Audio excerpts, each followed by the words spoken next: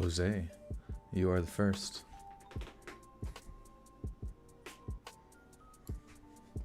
But are you the only? The one and only.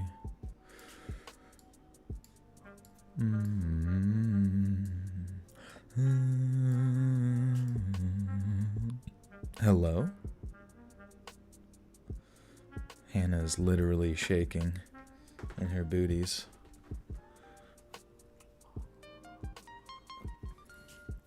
Sorry, Hannah. Gotta stay up. People got streams to stream, and I mean, where will we be without the mods, you know? It would be chaos. Utter chaos. In the Woods, big fan, thanks.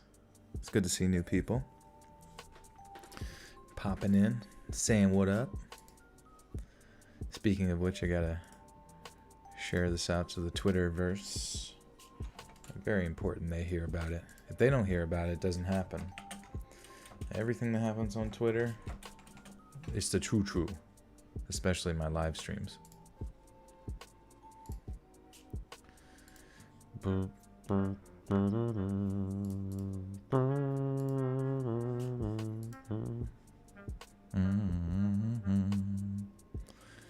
Actually early, yeah, and I'm actually late as fuck, starting at like midnight. Oh well. Life moves on. Time is but an illusion. Aside from the whole like having to be on time for work and appointments and other shit like that. You're welcome, Sam. Thanks for being here. You're about to riot. Oh no, we can't miss Thanksgiving. It's every year, bro. It's every year, bro. It's every year, bro. How's everybody doing tonight? What is the good news on the Western Front? That's alright, Elliot. Get some sleep. You've been eating for you all night. Up late doing laundry. Been waiting for you since 6. Listening to all the stream. Oh, sorry, Deshay. Well, I appreciate the devotion. I have arrived. Sorry, folks. Complicated business.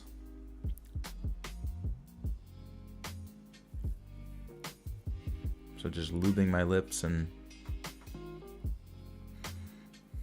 doing jack shit. I mean, I was at the gym till like way later today. I was there till like probably after 9. What do I look like? I look like a humanoid variation. One of the differing subsets of Homo sapien.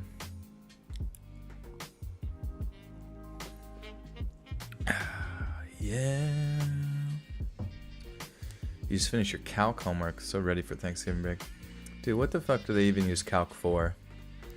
There's like a varying degree of math that I just feel like has no use in conventional life, but I'm sure it does in actual life. Deshay with Brown with the first dono and the 2 buckaroos. Thank you, Deshay. Long time no see. Emily wants to get married. Hey, you bring that ring. You put it on my finger. I'm waiting.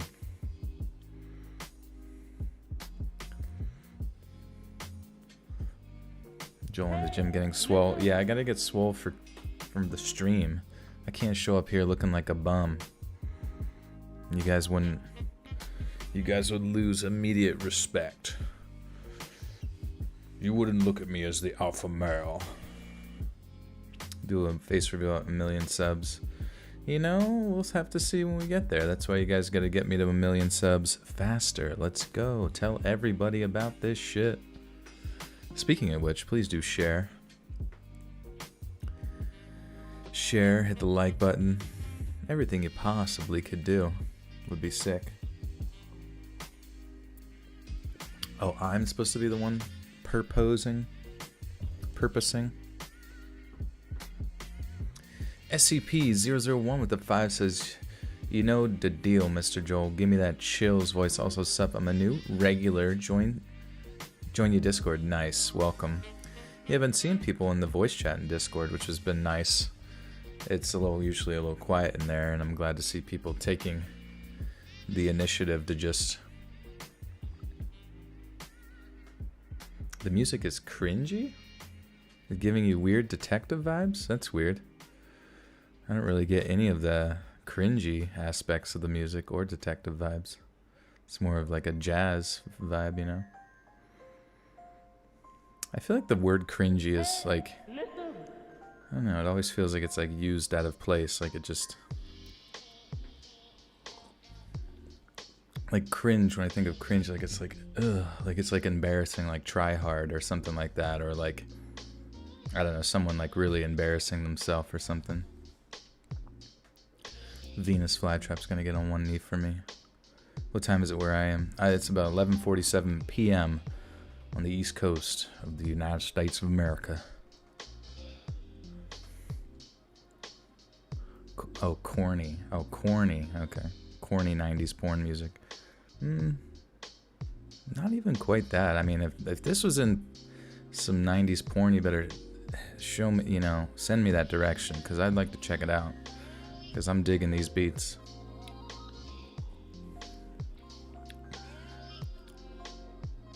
How old am I? I'm 30 years old. He do be 30 though. It's interesting to think. We all will eventually be the same age as each other at some point in our lives. It's just a matter of when. And I suppose if. Katsuki Mills with the 10. Buckarunos has finally got off. So glad I could join tonight. Give Pradeep a boop for me. You bet. He's in a zoomy mood right now, so he was out there. He wanted in. And then he would just like sprint away. A girthy 30. He do be 30 though.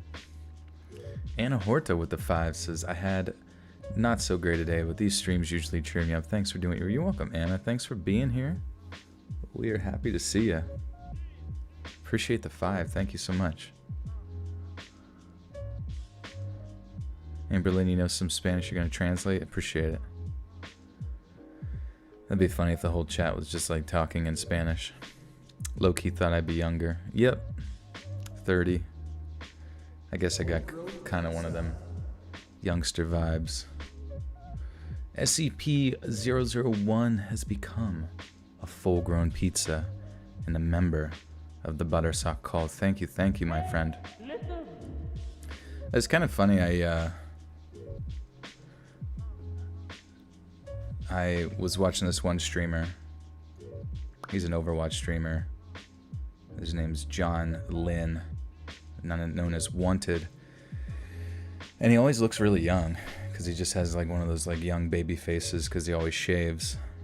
And then I come to find out that he's like 3 years older than I was, and I was like, holy shit.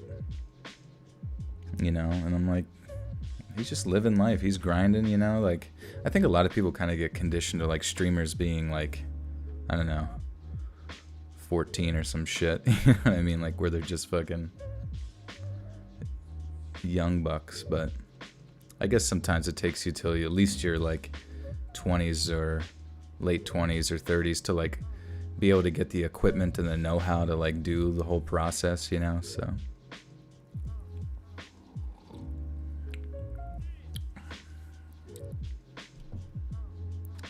thank you, Leslie.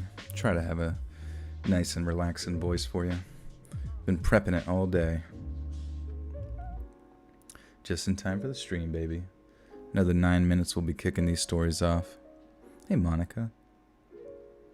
You're 17. People think you're in the 9th grade. Yeah, I think everyone kind of just like sometimes guesstimates people to be younger.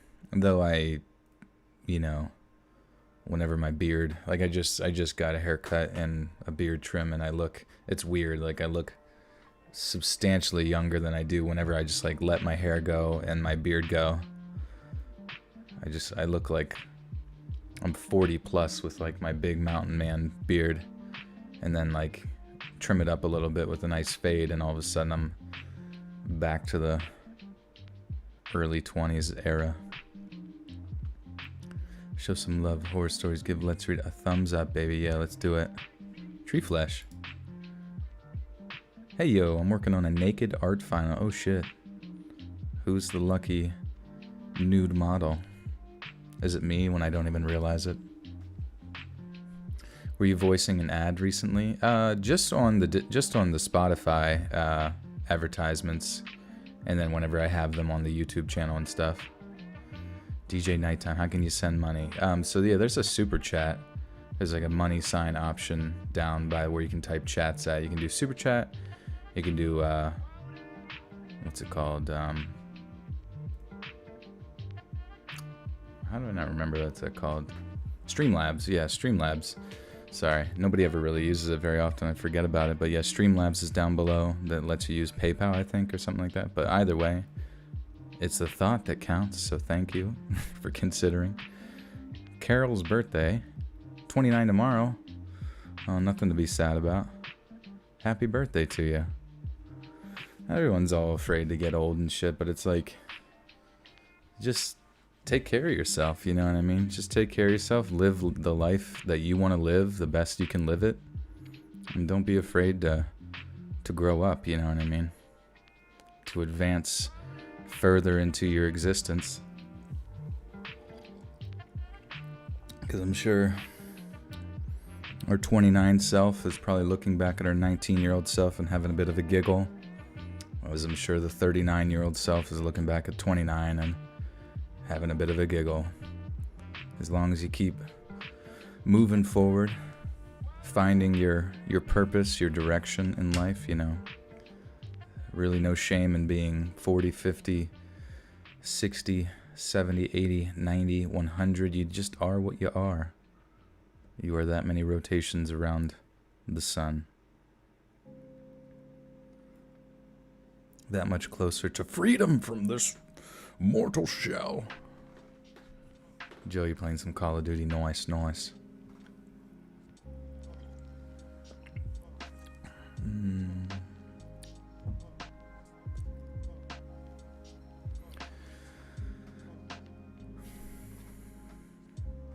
What am I streaming music-wise? Yeah, so this is called Warm Summer Nights.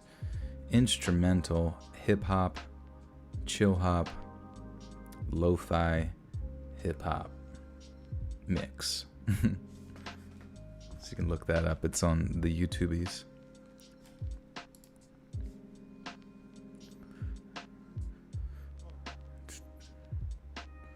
Listen to Joel while playing Red Dead 2. It just hits different, baby. It's interesting, yeah, because some of those games I feel like are relatively like story-driven, unless you're just playing like multiplayer or something, and you don't really need to hear the background anymore or hear like the story. Oh my God, are you going to start telling the story? Says Jackson in a very impatient tone with his big capital letters. I will start telling a story in 5 minutes and 13 seconds. Jackson Fetzer. Ann B with the 5. Thanks, Ann. You guys need to learn some patience. Jeez Louise skis. Basically, we just chill for the first 20 minutes. Let everybody roll in, you know. You can't rush these things. You gotta let it stew for a bit. We gotta get used to each other. It's like going to a party, you know. You don't just get right to everybody whipping their clothes off, you know. Imagine how embarrassed you would be if you just yelled that out at the party. Just take your fucking clothes off already. Everybody's got to have a drink first. Come on. JK. Let's read. Do you smoke ganja? Not frequently. I have done it before. And, am I on strike? No, I don't. I haven't worked. And they're not, yeah, my hospital is not striking either. They are out the waz with bullshit going on.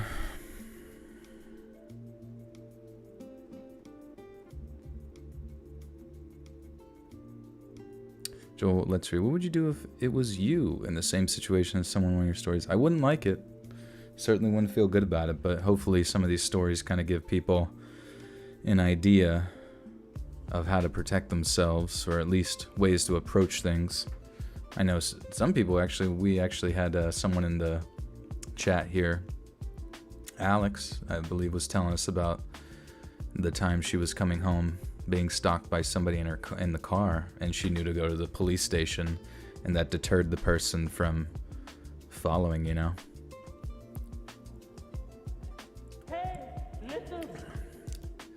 Callista with the twos, his vibes, baby. I haven't seen that emote or whatever it is there. I get a lot of like different little ones, but I haven't seen the vibes one. I'm digging it. What's my favorite Thanksgiving meal?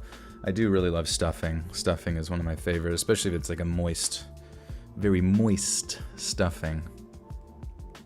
Tonight's topic is Thanksgiving stories, so hopefully there will be some stuffing referenced and somebody will get stuffed.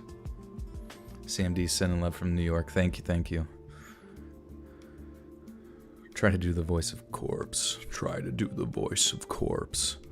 When I was a little boy, I couldn't believe all the things that I had known. It made me feel so vulnerable. Joel, for videos, could you please add in some gameplay in the background like you used to? You know, there was like this weird time where like people were really like confused about what YouTube wanted, you know what I mean, in relation to what you like, because like random channels were getting like, do you remember that when channels were just all like getting demonetized left and right due to a you have a very important question, Lila, what's up? But yeah, you know, like different people were getting demonetized and stuff, and one of the a lot of it was speculation because YouTube was not very straightforward about stuff.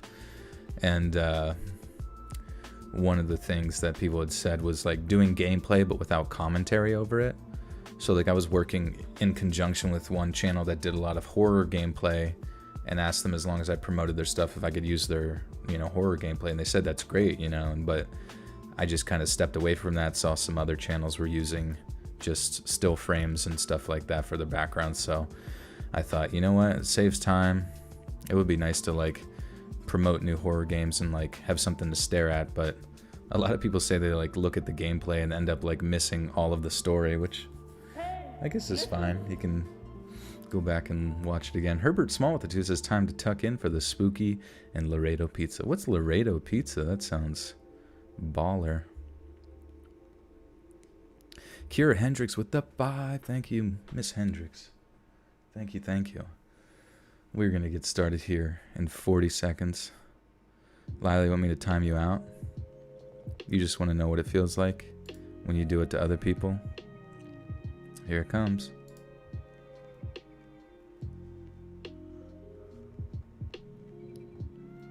Well, Lila is now in timeout for 300 seconds.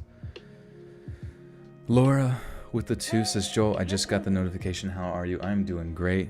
Perfect timing. Perfect time to receive the notification. If you guys haven't already and you're big fans of the channel, please do hit the notification bell. And not just that, turn it to the highest possible form of notifications where you're literally getting shocked within your kidneys whenever Let's Read puts out a video. I want to be connected via ESP with you. So please do that. That'd be sick. Leslie, thank you. Cleaning and helps you distract when you're sad. I'm glad. Yeah. We all need an escape from reality from time to time. Doing Alyssa Lamb story. Definitely look into it. Thank you, Javier. Thank you, thank you. All right, my friends. We are going to kick this off here. Appreciate your patience. Appreciate you being here. I'm going to switch over to the reading screen. Much appreciation to Robin Mikalsen for his background art, as always. The Dark Narrator has been making and helping me with a lot of like thumbnails, as well as some art from Art of Salinas. So hopefully we'll continue to see that going on while Robin gets his computer issues figured out and all that good stuff. But he is getting close. I had someone buy a PS5. Well, if they could If everyone could find the PS5, that's the tough part. It's so scarce to get a hold of right now because of, deliveries and logistics and all that kind of stuff and shortages. SCP-001 with the 10 bucker, he says, gonna buy the furry mug from your store to drink my creepy coffee out of my creepy mug and feel manly. Hey, that sounds like the manliest thing you could do in your life, and I appreciate it. Thank you. And thank you for the 10, my friend. And if you do buy that mug, please do take a picture of either the mug or yourself taking a sip out of it in the morning while you have some creepy thoughts, so I can share on social media. It's always fun promoting merch and promoting all your beautiful faces. So if you guys get any merch, please do send it to me so I can post it. All right, my friends, we're going to switch up the vibe a little bit to, as you guys know, Iron Cthulhu Apocalypse.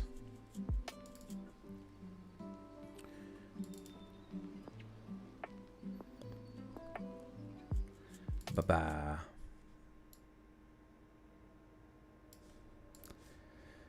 Things are going to get real creepy. What am I drinking? I am just drinking some tea right now. It's like oolong tea. It's not like the great. It doesn't taste bad. It doesn't smell great, the scent. So I always end up putting like some of those like BCAAs, which are just like small proteins and stuff. And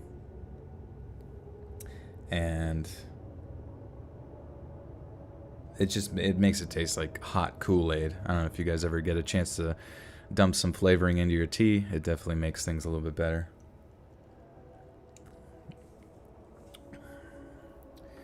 All right, guys. So we got 5 creepy Thanksgiving stories, new ones tonight for the 2020 season. So, crack the knuckles. That was actually me cracking my vocal cords. Coffee gang. Who's drinking coffee at this hour? Y'all crazy. Y'all crazy. But let's kick this off, shall we?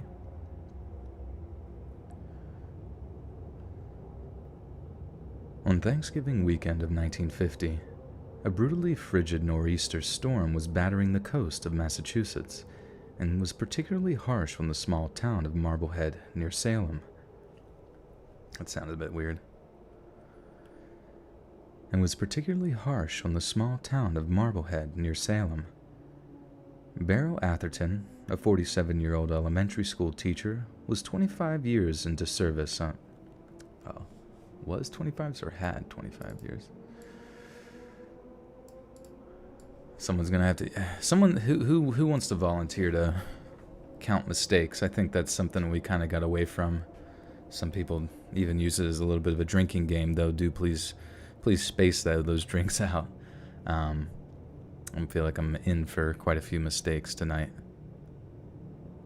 All my night shifters. Yeah, where are my night shifters at? My night shifties. Beryl Atherton, a 47-year-old elementary school teacher, had 25 years of service under her belt and was home alone with her dog Esky, a white Spitz who was her constant companion.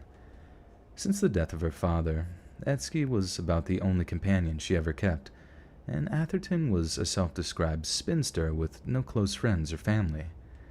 It is said that her favorite pastimes was watching old movies, and she would drive to the movie theater in Lynn to catch a show, but always went alone. With the freezing winds lashing at her drab clapboard cottage... Oh, I see. Drab clapboard cottage. You drink coffee when it's 103 degrees outside. Holy poop. Where are you living that it gets up to 103? Jesus Louisius. Do I spike my tea? I do not, no. Hey, Lils and Brittany, I didn't even see you guys there. Not a huge fan of alcohol in general, so you'll probably never see me spiking. Scusi. You're doing great, honey. Thank you, Fry.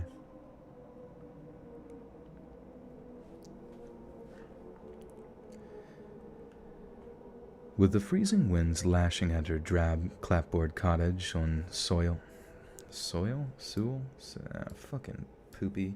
The cool thing is, whoever showed me this Forvo site has literally been a lifesaver because... Oh, come on. Let's go... Okay, here it is. Sewell. Okay, Sewell. Rufus? Rufus Sewell. Sewell. Wait. Sewell. Okay. Renee Goldman with the 5. Thank you, Renee. No message there, but let me know if you have a message. Just at me. Do we spike or lace? Yeah, that's the question. Take a slurp. What's up, Alec? You live in California, gets up to 117 degrees. Yikes. Breadmoth in the house. 400 plus people, only 138 likes. You guys stink. Be nice, Breadmoth. They just need some prompting, some guidance from you. Sewell Street.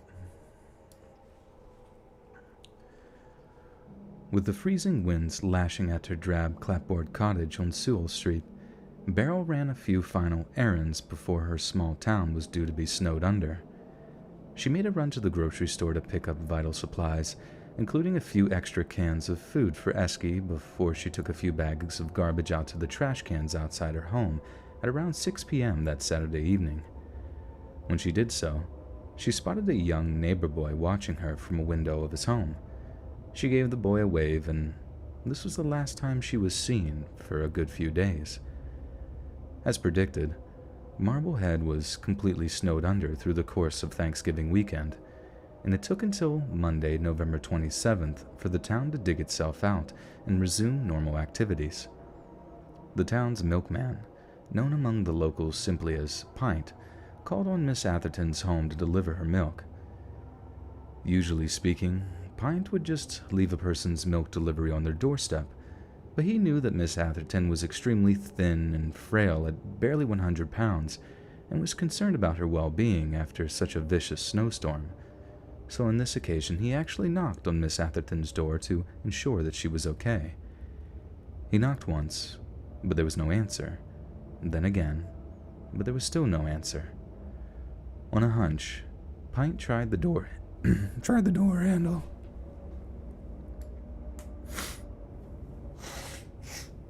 That sneeze did me in, bro. Callista with the 10 says listening from Kansas. Well, thank you for the 10. I have some friends around here who are from Kansas. He says he's from the Little Apple of Manhattan, Kansas. I don't know if you're out yonder, but thank you for the 10. That airy voice frightens me. What airy voice? Does it sound alright?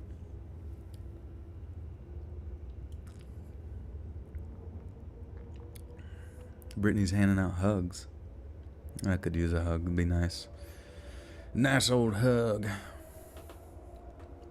Listening from Oklahoma. Canned sauce.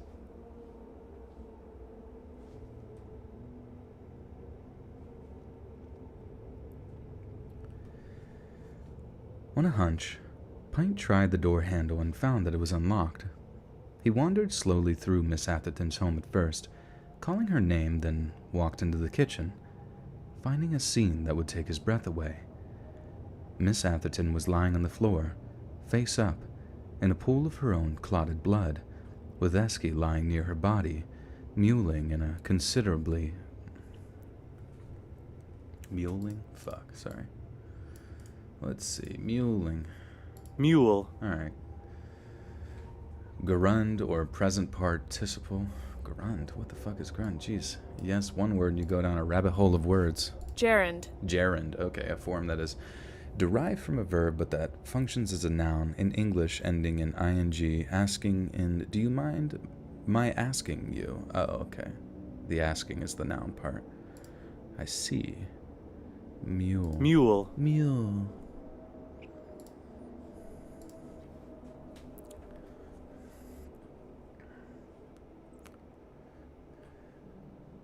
Miss Atherton was lying on the floor, face up, in a pool of her own clotted blood, with Esky lying near her body, mewling in a considerable amount of pain.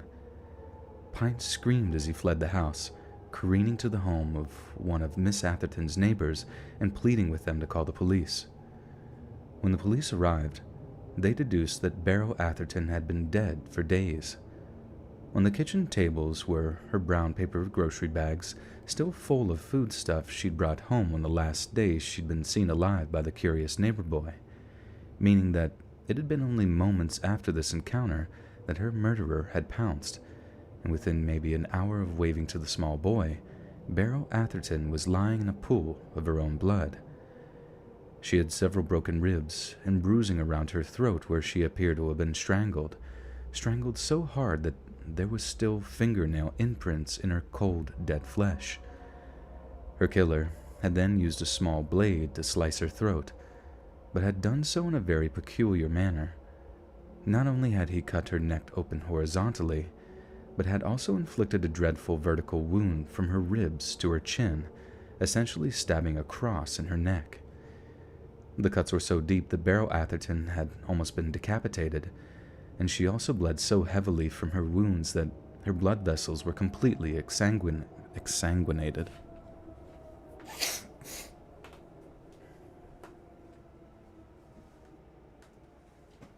Exsanguinated.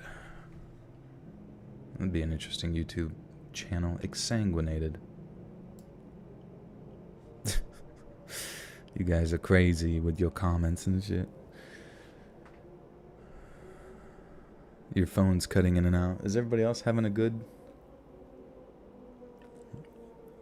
connection?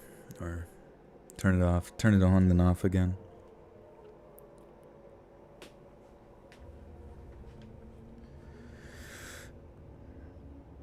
The cuts were so deep that Beryl Atherton had almost been decapitated, and she had... Sorry. I don't know why. I don't know if it's... Do you ever wonder if you're, like, allergic to certain teas or some shit? Because I don't know why that tea ended up causing me to kind of have a bit of a sniffle. Or something. Maybe it just released mucus that was already there or some shit.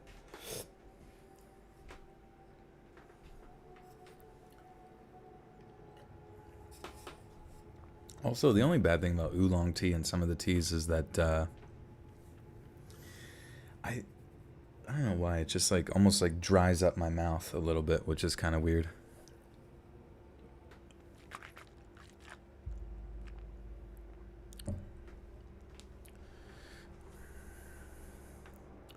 Brag to your friend about watching your stream.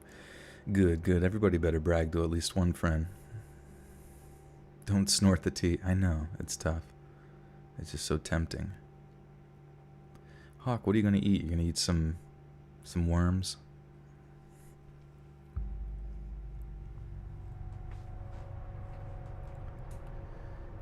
The cuts were so deep that Beryl Atherton had almost been decapitated, and she had bled so heavily from her wounds that her blood vessels were completely exsanguinated. A sample would have to be extracted directly from her heart by the examining coroner. The killer then let himself out of the house, but not before breaking several of little Esky's ribs as the loyal hound tried to avenge his fallen mistress. Infuriatingly, the crime scene was almost completely devoid of any clue as to the identity of Beryl's murderer. There wasn't a single sign of forced entry anywhere on the property. There were no fingerprints on any surface, and no shoe or boot prints on the... Boot prints. I said boot prints. What the fuck's wrong with me? Anybody have any boot prints? Pizza party. That sounds fucking sweet.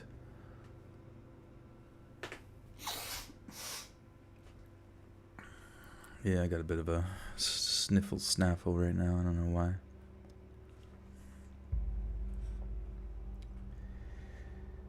There were no fingerprints on any surface, and no shoe or boot prints on the ground surrounding the house, and despite questioning Beryl's neighbors, no one but the dog Esky had seen the killer in the flesh. If Miss Atherton cried out for help, the severity of the storm would probably have drowned out any urgent pleas of that fateful night. No one in the surrounding neighborhood had heard or seen a thing. Despite the grotesque violence of the scene, there appeared to be a few signs of a struggle apart from a broken necklace caused by the impact of the killer's blade, which has also broken during the savage and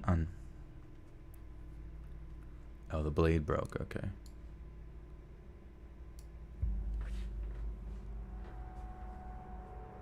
Thanks, Skylar. Appreciate the kind words. Handprints on my butt are butt prints. The dog did it. Dude, I'm telling you, there's gotta come a day. There's legitimately gotta come a day where forensic scientists are able to look into the mind of a dog, right?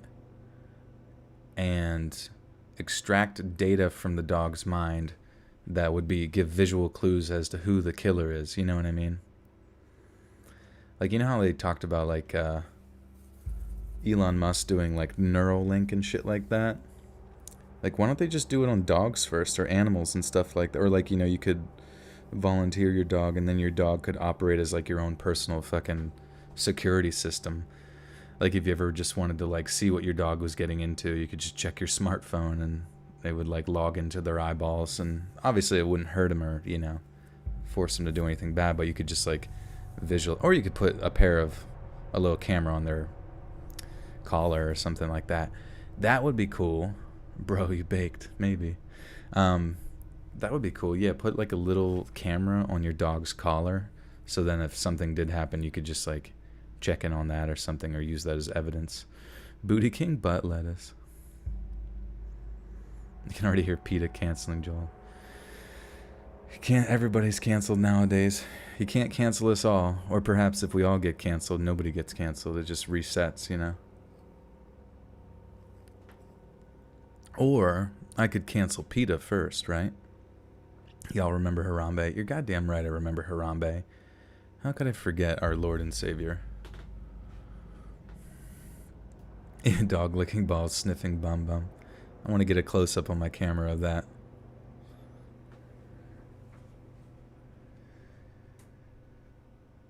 Despite the grotesque violence of the scene, there appear to be a few signs of a struggle.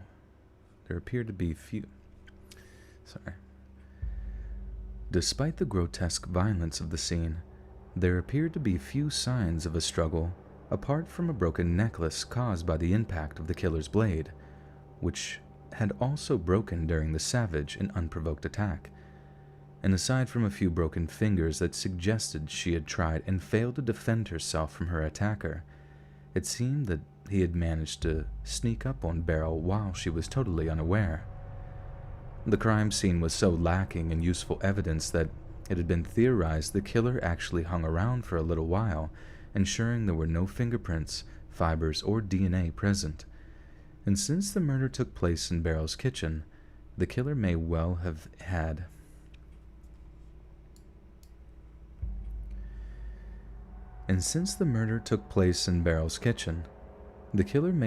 had ample access to cleaning supplies in order to ensure the scene was scrubbed of evidence.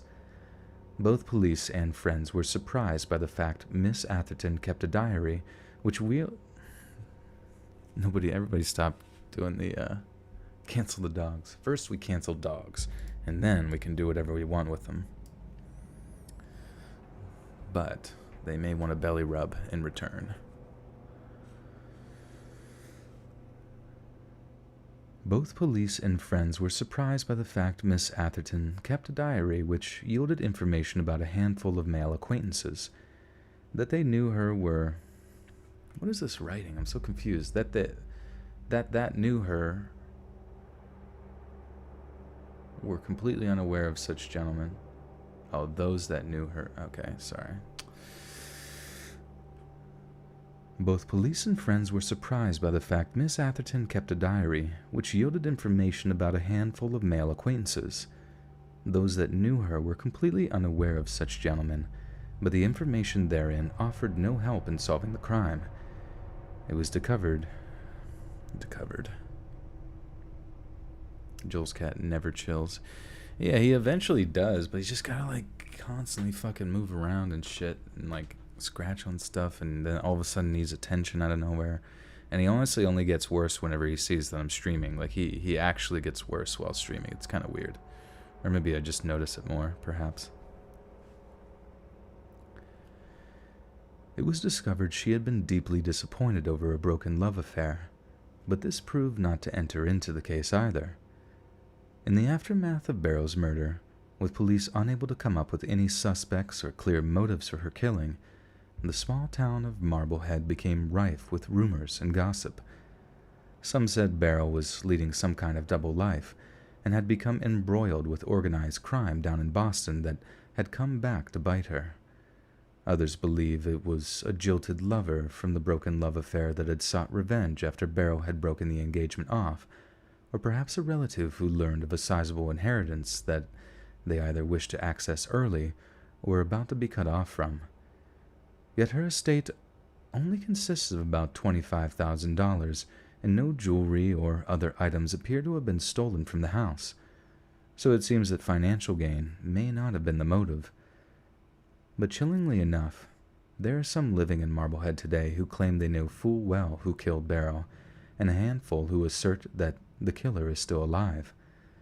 Given that the killer might well be up to 80 or 90 years old, it's more than likely they might pass away before ever facing any charges for the murder they committed. And so, it seems that the brutal crime committed that Thanksgiving weekend may forever remain unsolved, and that yet another cold and callous murderer will escape justice, free to walk the streets in the knowledge they committed the worst act a person is capable of, and gotten away with it. Forensic Files, dun dun dun. Laura with the 2 says, laying down, talk to you soon, pat pretty for me. I will, thank you so much for the 2. Sleep well, thank you, thank you.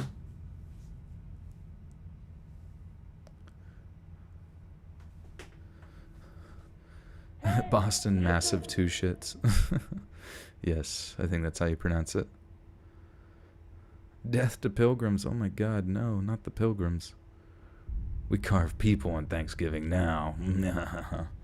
The turkeys have come back for revenge. Their people have been slaughtered for too long. Can you imagine at what point when humans, I mean, I don't know when this would ever happen, but like, say like a part of us had gone to an off-world colony somewhere like a long time ago, and there was some sort of lizard people or perhaps just giants that also celebrated holidays, and they used humans as sort of like a turkey roast, or everyone carries a human in their pocket, and then they pop their heads off or some weird shit. For Giantsgiving. It's a holiday. I don't make the rules, but unfortunately we are going to be eaten alive by these alien giants, and it's a tradition, so get used to it. We're going to be kept in grocery stores and shit. Giant grocery stores, though, so it's going to be cool.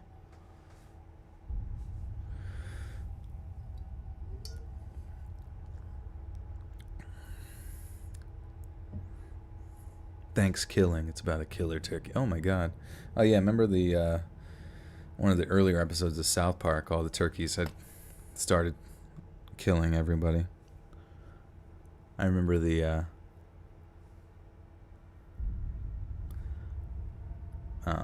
stuffed humans, yeah. You gotta shove some stuffing up your butt. The first N64 South Park video game, you were killing all the mutant turkeys, and that was a lot of fun. I believe you, Ron Burgundy. That's what they've been doing in Area 51. It's true. It's true. Top 15 creepiest experiments done on humans to make human gravy.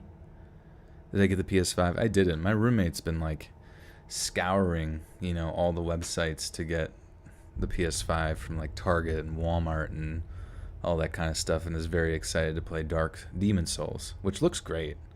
Actually looks like next gen as fuck, you know what I mean? Looks fucking gorgeous, plays gorgeous. Though those games are a little bit too infuriating for me. It does look really good. But apparently, yeah, as we said earlier, it's just been a difficult experience to get that there PlayStation 5.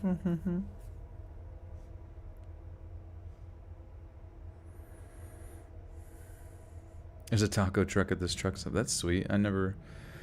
We need more taco trucks around here. That'd be sweet. Yeah, it seems like the PS5's a hot commodity right now. What about the Xbox Series X? Is anybody getting that one? PS5s are Decepticons. This is true. Please do be careful. It takes 200 babies to make one bottle of baby oil. I agree.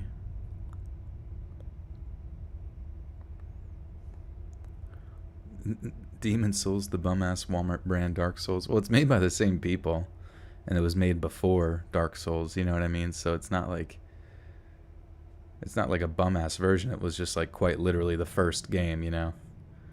That's like looking at like Ninja Gaiden 1 and then, you know, saying Ninja Gaiden 1's a bum-ass version of Ninja Gaiden XX quadruple zippy zappy zoopy from, you know, the Xbox 360. Two times you burped. Thank you. Keep track of that. Alright. This one's about Martha Jean Lambert. Wonder...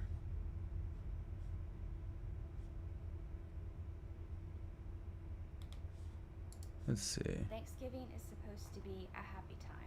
Just want to hear I pronounce it right, or at least similar. Grateful for all that we have. But for one Florida family, Thanksgiving in 1985 was shattered when their youngest child disappeared. Although the case is technically considered solved, she hasn't been seen in nearly 34 years, and there's no solid evidence as to what actually happened to her. I heard about this case a few months back. Are they gonna say her name? For some reason, it stuck with me. Here is the story of Martha Jean Lambert. Alright, cool. Martha Jean Lambert. We got it. Death Killer, I notice you. I see you, my dude. Video Bames. Anybody play Video Bames? Hey, Lily Roars, what's up? Should you take a bubble bath or a regular bath? Bubbles sound pretty cool. You can make like a beard out of it.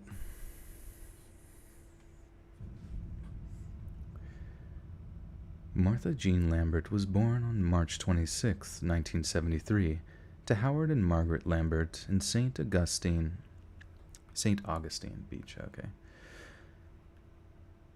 Martha Jean Lambert was born on March 26, 1973, to Howard and Margaret Lambert in St. Augustine Beach, Florida. Martha Jean was an extremely popular... Streets of Ontario, this is live, baby. Welcome, welcome. Martha Jean was an extremely popular young lady among her peers, and greatly enjoyed spending quality time with her many friends and family members. Those that knew her often described her as kind and shy, saying she had a generally happy demeanor, but despite this, her home life was not great. Her father, Howard, was an abusive, raging alcoholic with a fierce and volatile temper, and her mother, Margaret, could often be heard arguing with him when he came home drunk from various bars around St. Augustine.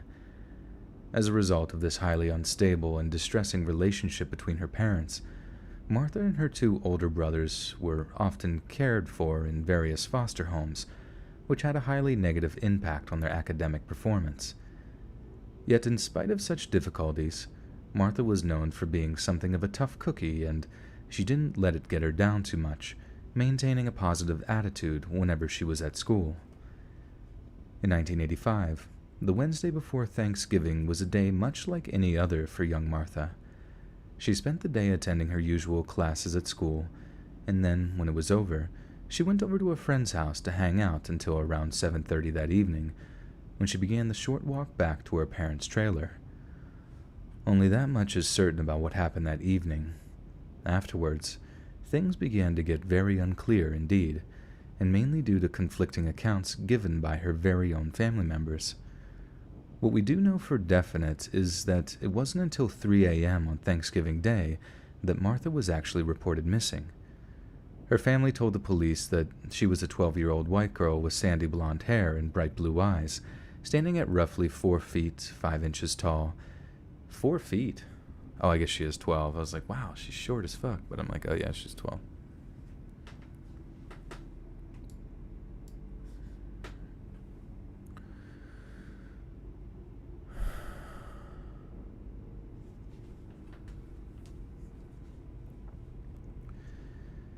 Her family told the police that she was a 12-year-old white girl with sandy blonde hair and bright blue eyes, standing at roughly 4 feet and 5 inches tall and weighing just shy of 70 pounds. She was also described as having birthmarks on both her upper left chest as well as on the front of her right thigh. Last her parents had seen of her, she had been wearing a short-sleeved summer dress. Given her age and inherent vulnerability, the cops started an intense search for Martha as soon as the missing persons report came in. They initially focused their search around the area near to State Road 207, a stretch of 4-lane highway that ran through northeastern Florida. They also scoured areas around Carrie Lynn Road, the place that Martha and her family called home. Yet despite their efforts, not a single trace of Martha Jean could be found, and to the heartbreaking disappointment of her family, the trail soon ran cold. Strangely enough, from the very moment she realized her daughter was missing, Martha's mother insisted that her daughter had been kidnapped. This is a rather curious detail, as it's a rather specific idea of her daughter's fate. Not that she had been murdered, gotten lost, or ran away from what was undoubtedly a broken home, specifically kidnapped. Martha's mother told police that on the night in question, that she wasn't at her friend's house until the mid-evening, that she was in fact attending a social gathering with her. She had apparently turned to her mother and, in reference to visiting the friend's house, said, "I'm going over to a friend's house. I'll be back in 5 minutes." But Martha never returned, and by the time her mother had realized something was amiss, it was far too late. She searched and searched all night and into the wee hours of the following morning, but it was no good, and by the time 3 a.m. rolled around, Martha's mother was worried half to death. Police questioned pretty much everyone in the surrounding area and found that some of Martha's neighbors had some very interesting information regarding some suspicious activity in the neighborhood. Shortly after Martha was seen walking west down Carrie Lynn Road that evening, a few members of the local community had seen a suspicious green van in the area, one that was seen to drive in roughly the same direction as Martha a short while after she had left the social gathering. Left the social? Or no, left the... Okay. Dude, I swear that sentence just metamorphosized directly in front of my eyes and lost a word.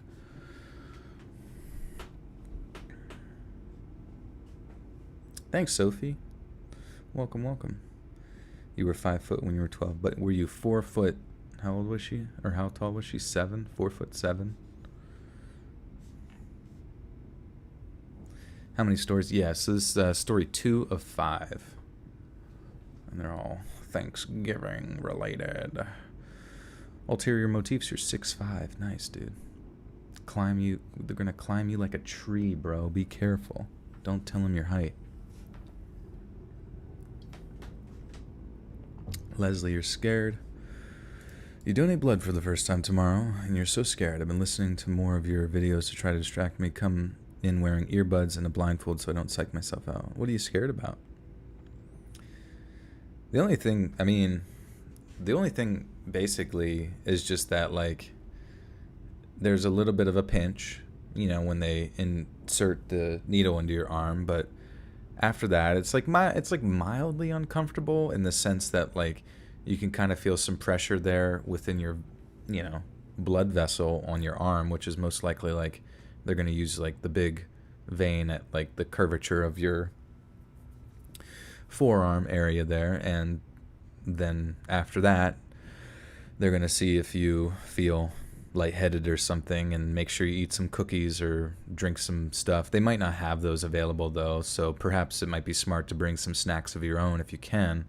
I know I've heard some people say they don't have cookies and that kind of stuff anymore because of, you know, COVID precautions or whatever, and sharing of food. So consider bringing some juice, stuff that can kind of like replenish, and cookies to like replenish your blood plasma and your blood sugar, just so that whenever you get up to walk, you don't pass out. And then you're also not necessarily, they'll put like a little wrap around your arm, like a little band-aid bullshit, and then just make sure you don't like try to carry anything in that arm, because it'll essentially bring a bunch of blood to that area, which could potentially cause bleeding. And some people get kind of queasy around blood, so I understand that too. But I would just suggest maybe watching a video on it, just so you're kind of like visually prepared for what you're gonna see. You know what I mean? Leslie, you're scared of medical needles. I can't even look at needles without getting my shots. Oh, well, why are you donating blood then? I don't know, if you're kind of like have a phobia of that kind of stuff. But maybe you could decondition yourself from it by watching some YouTube-y videos.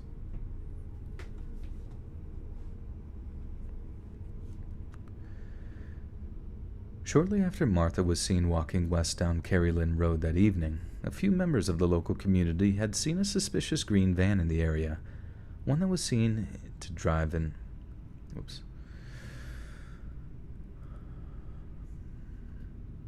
Shortly after Martha was seen walking west down Carey Lynn Road that evening, a few members of the local community had seen a suspicious green van in the area, one that was seen to drive in roughly the same direction as Martha a short while after she left the social gathering.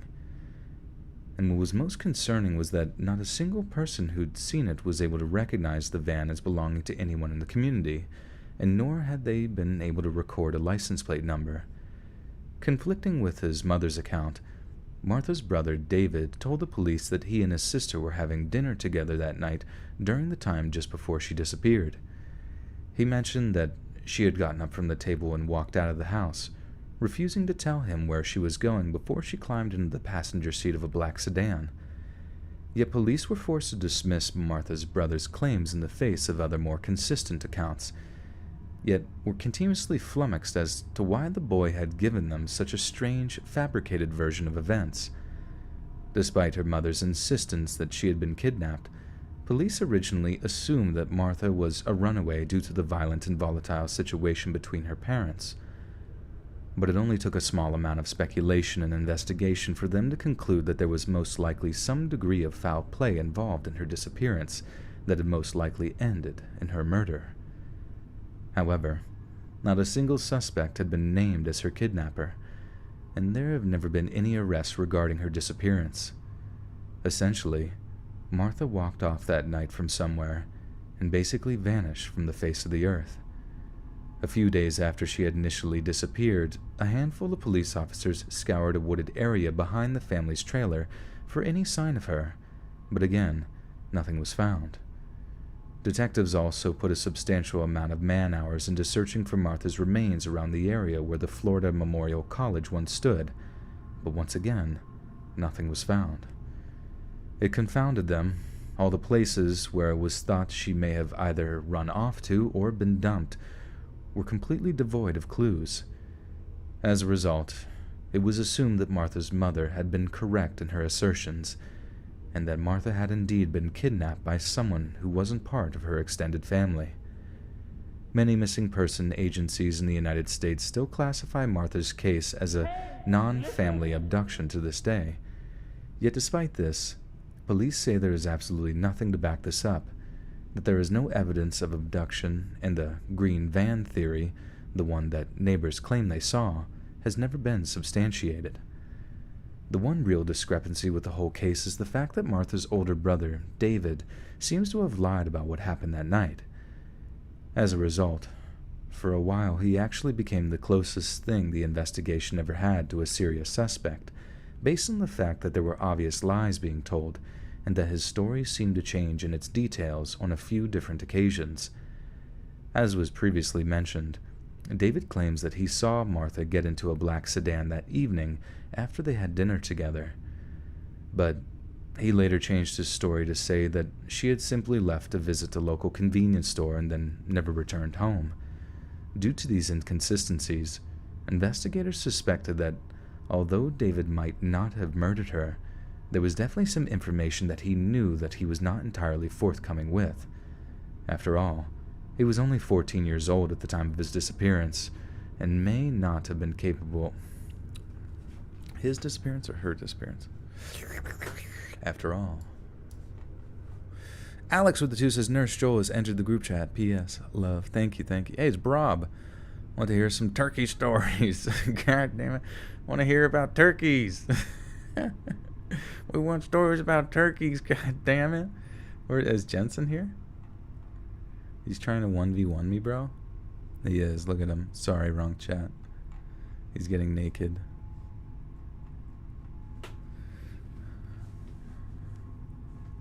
Rob Ross is at it again. He just wants to hear about his turkeys. He's just a turkey kind of guy.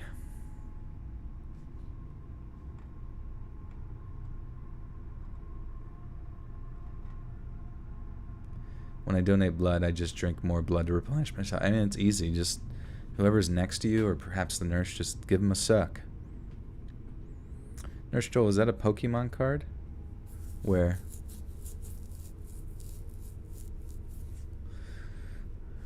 Pokemon. Pokemon? What the hell is Pokemon? Do I like beer cheese? Never had beer cheese. What's that all about? Minneapolis, Minnesota in the room. Hey, y'all. Hey, hey, hey. Jensen the vampire. Nom, nom, nom, nom.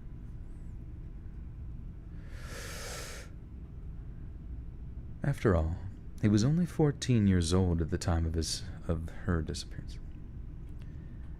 After all, he was only 14 years old at the time of her disappearance, and may not have been capable of cold-blooded murder. However, in the year 2000, when David was 29 years old, he approached local law enforcement with an outrageously shocking claim. He confessed to killing his sister, and told officers that he had disposed of her body in a conquina?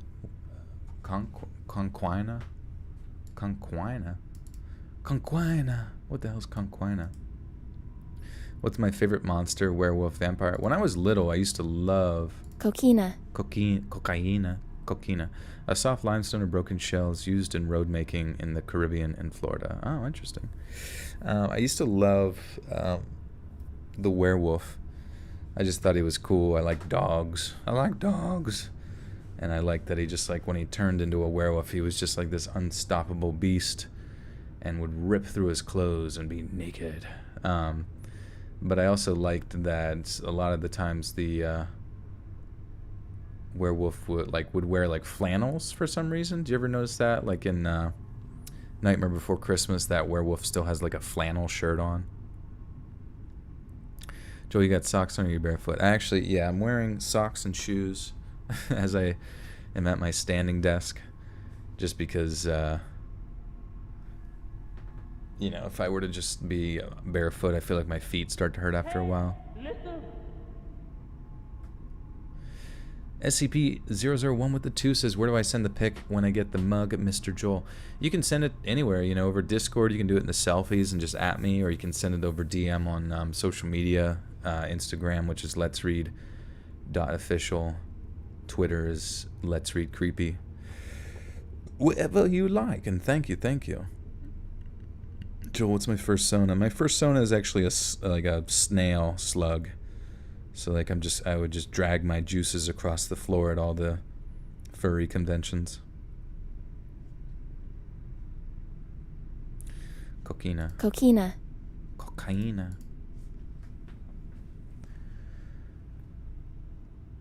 He confessed to killing his sister and told officers that he had disposed of her body in a coquina mine located on Holmes Boulevard.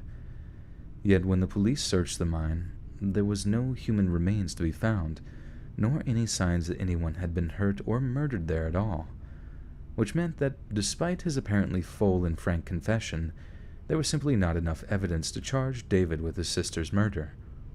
But then again, in 2009, David tried to convince the cops that it was in fact him that had murdered his sister, but changed his story from the version he had given 9 years previously. This time around, David claimed that he and Martha had been playing together on the grounds of the then derelict Florida Memorial College building, having left their parents' trailer after a drunken argument had broken out over an overcooked Thanksgiving turkey. David said once they... Show ass or I'm out. Let me get the ass cam going for the proctologist. Are you guys gonna check me for polyps? David said once they were tired of playing, they walked to a nearby convenience store to purchase refreshments. It was at the store that they began to argue over a $20 bill that David had nabbed from his mother's purse. When the argument peaked, Martha slapped David across the face. David then told police that he had retaliated by shoving her, which caused her to fall backwards in an awkward fashion, smashing her head on a piece of metal as she fell. David panicked, called for help, but after seeing that no one was around to help, dragged his sister's body back to the grounds of the old college before burying her in a shallow grave. Once again, such a detailed confession warranted investigation, but just like the previous occasion, there was absolutely no evidence found to support it. But since the college buildings were demolished in the mid-90s and the grounds excavated, there's every chance that her body could have been lost among the debris as it was being disposed of. However, when Martha's mother was asked if she believed that David had murdered her, she completely rebuked the idea. Even in the face of such an apparently frank confession, David's mother insisted that David often told lies in order to get attention, and doubled down on her claims that some kind of outsider was responsible for Martha's disappearance. Whether or not it was a result of direct pressure from his mother, David ended up retracting these previous confessions, admitting that he had completely fabricated the stories so that law enforcement would give up the search for Martha and declare the case closed. He went on to admit that he'd suffered from intense emotional and mental problems, and it was these that made him outright lie about his involvement in his sister's disappearance, now denying that he had anything to do with it. As of November 2020, almost 25 years to the day since she disappeared, Martha Jean Lambert's disappearance remains completely unsolved, and no human remains had ever been discovered. There are only really two main theories regarding her disappearance, which revolve around the idea of abduction or her brother accidentally killing her. But as previously stated, there is very little evidence to support either theory, and so logically, neither can be fully supported since there have been no arrests or charges. But that doesn't stop many from insisting that David's confession is so detailed and believable that we can't simply dismiss his stories, even though they seem to shift in their details over time. Essentially, the one person whose story deviated may have just allowed a drip of information over time, unable to quite face the truth himself. Then, overcome with guilt 15 years after the murder, he came forward to give a full and frank account of what happened that night. After he did so, David's mother, not wanting to lose two children to the same incident, may well have convinced him to retract his confession so that he wouldn't end up rotting in prison. On top of that, the statute of limitations for manslaughter had expired by the time he made his first confession, which raises the question, is that simply a coincidence, or was it a well-timed attempt to both clear his conscience while avoiding any actual punishment for his actions? Either way, it is pure speculation, and the case may well truly be that we will never, ever know what truly happened to Martha Jean Lambert that Thanksgiving night. Oops, I clicked my fucking mouse. Mega with the two says, dragging my snail juices across the floor. Oh, yes.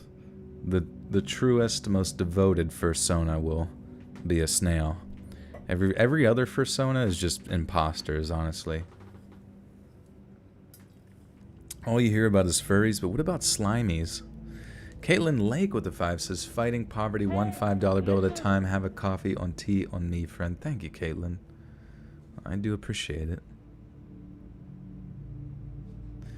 Jensen Horror Narrator with the 2 buckaroo says, Brittany is cute. Oh shit. Whenever the E couple starts flirting in hashtag general, you know things about to get freaky.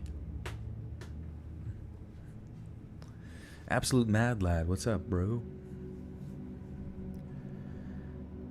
Either way, it is pure speculation, and the case may truly be that we will never, ever know what really happened to Martha Jean Lambert that Thanksgiving night. And it is a truly terrifying thought that a young girl can simply vanish from the face of the earth, with no closure for her friends, family, or society as a whole.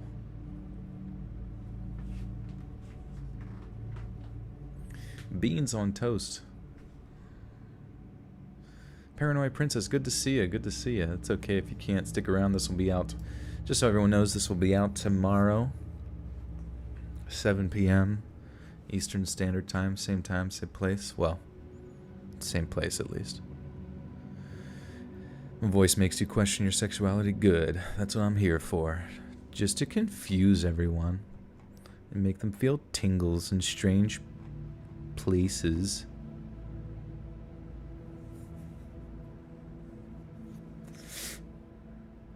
You done messed AA Ron up.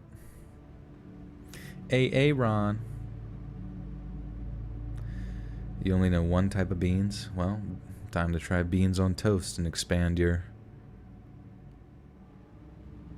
palate. Amya, hello, hello. Imagine if trees had human flesh instead of bark. You chop at a tree and it bleeds. There's a spine in the center that holds it upright. It will not fall unless you chop through the spine. I mean, if we could still find a use for the skin and the spine and all that kind of stuff, I'm sure people would be over that long ago. But it would be kind of awkward if it screamed as it did it. Ah, Jesus fucking Christ. 14th Ivy with a 5. Thank you, 14th. Let me know if you have a message.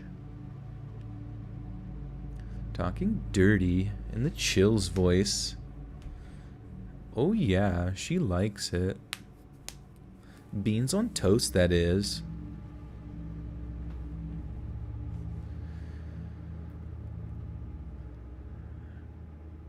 Okay, so we're gonna do story numero 3. This one's about... oh, I don't know how to pronounce that at all. It's about Natalie Wood, but Maria Zacharenko. Let me just at least copy it. We'll go to... what's that website called? Zorvo? Forvo. Forvo.com. F-O-R-V-O. If you're ever looking for pronunciations that have a human person read them, this site doesn't have it.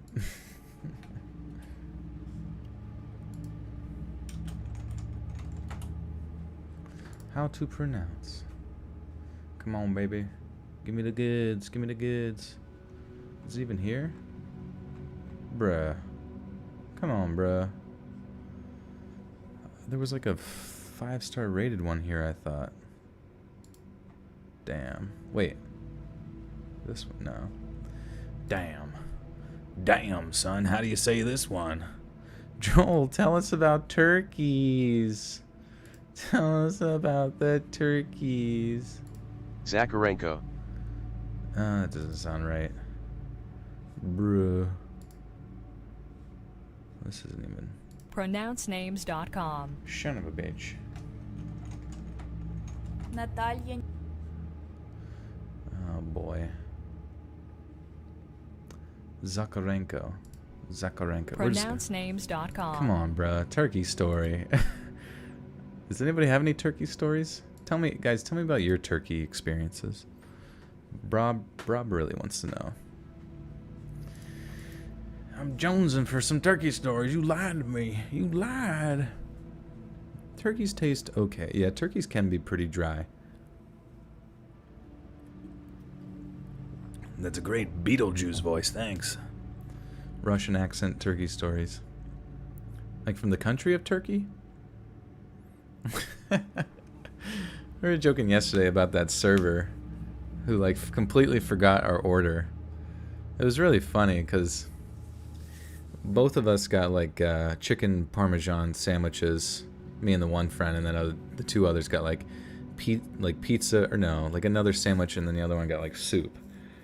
And then she even verified with us like the 2 chicken parmesans because I asked for like an appetizer as well, and she's like, "Oh, and yours was the first on the your calamar was gonna go on the first chicken parmesan, correct?"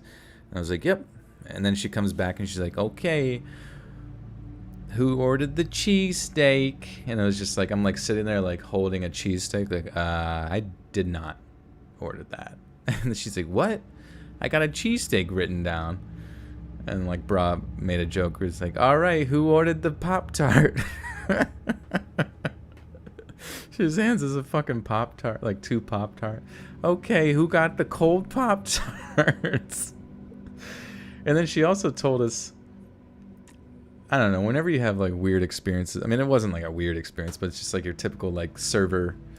But she was like an older server, so like whenever you have like older servers, you just kind of assume that they're like gods at their job, and that they're just like the most like, they're just like the best servers on earth, and you're thankful to have them, because they're just like not gonna forget anything. You can just like tell them the whole order, and they'll have it like memorized in their head. But then after she brought like the actual sandwich or whatever for the second person, she's like, "Okay, and you want a Diet Pepsi and you want a Mountain Dew? Okay, I'll be right back." And like 5 minutes go by, and then all of a sudden I felt like she was like taunting us at that point, because she goes up to another table and is like, "Okay, Diet Pepsi for you, Mountain Dew for you," to like a completely different table. "Be right back." Like, I felt like she was like looking at us, like winking, like, "You fucking losers ain't getting to drink shit. You're gonna have dry mouth all night. I'm not coming back with your check. Fuck you. Eat that goddamn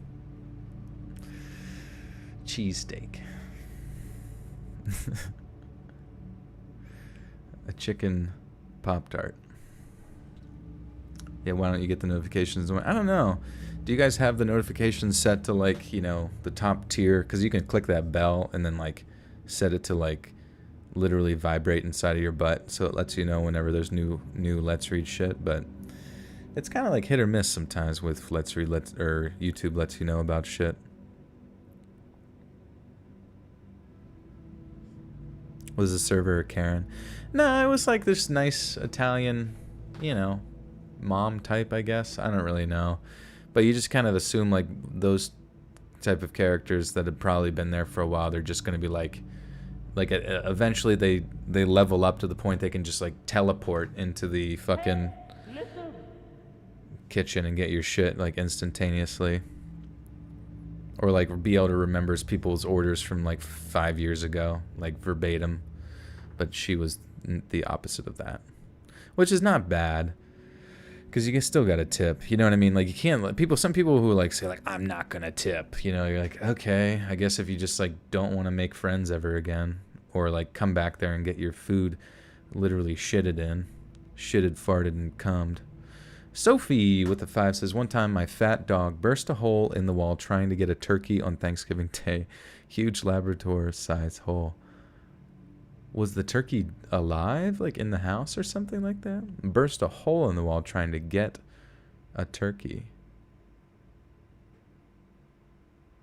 Was it outside, like taunting him or something? Like, "Heh, you're not gonna butter my biscuits." Italian mom, nice.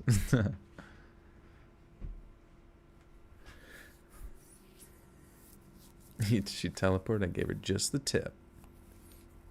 Fry wants my tip now. Oh, God.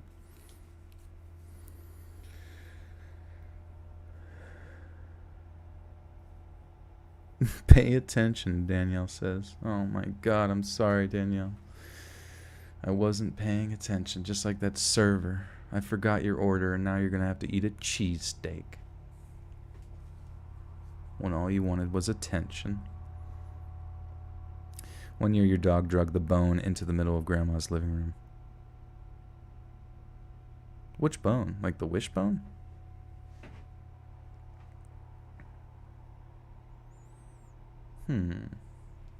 Okay. How do we say this? Maria Zakharenko. That sounds about right.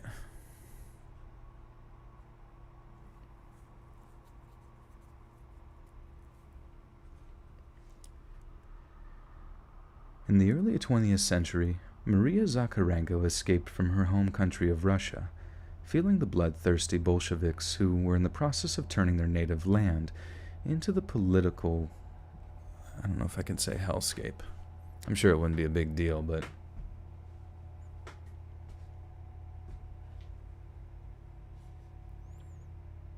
Engaged in turkey talk. Finally, Brob's getting the turkey talk he so desires. Ugh.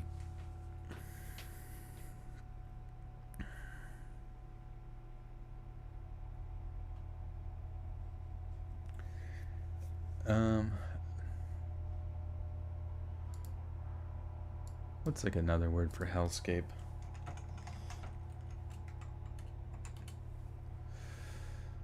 War-torn. War-torn. Hellscape. Is hellscape a real word? Synonyms. Anybody know what a synonym for hellscape? Thesaurus. Thethorth. Helicopter. Hellscape. Really? 1 second. Hellscape. Synonyms.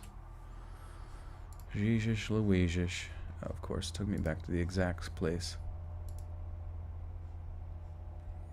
Abaddon. Oh my god, not Abaddon. You know what I mean, like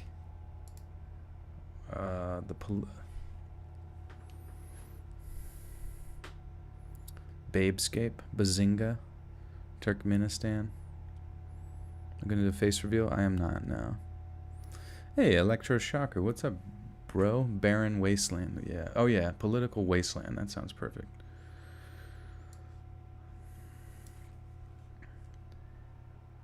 In the early 20th century, Maria Zakharenko escaped from her home country of Russia, feeling the bloodthirsty... Man, damn it. Zakharenko. What did he say? Wasteland, yeah. In the early 20th century, Maria Zakharenko escaped from her home country of Russia, feeling the bloodthirsty Bolsheviks who were in the process...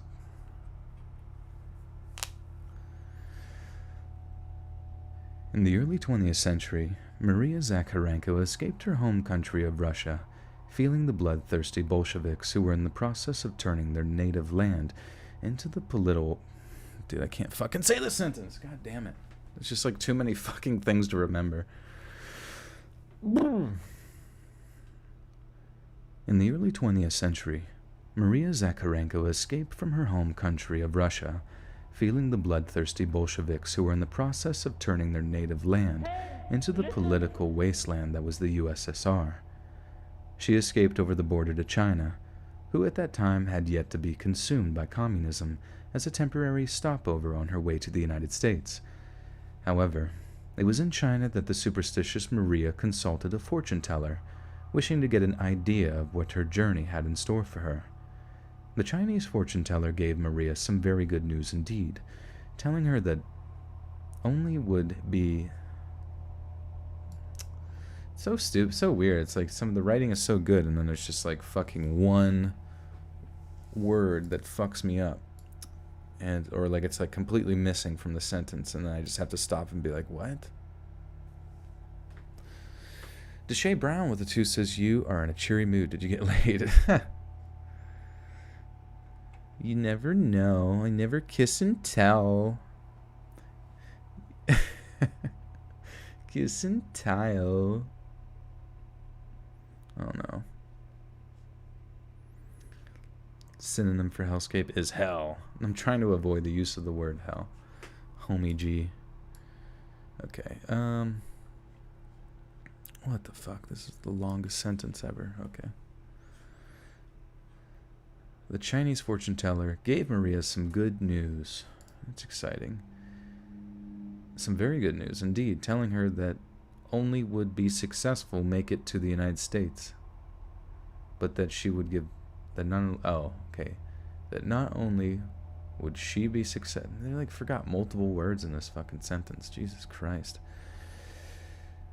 The Chinese fortune teller gave Maria some very good news indeed, telling her that not only would she be successful to make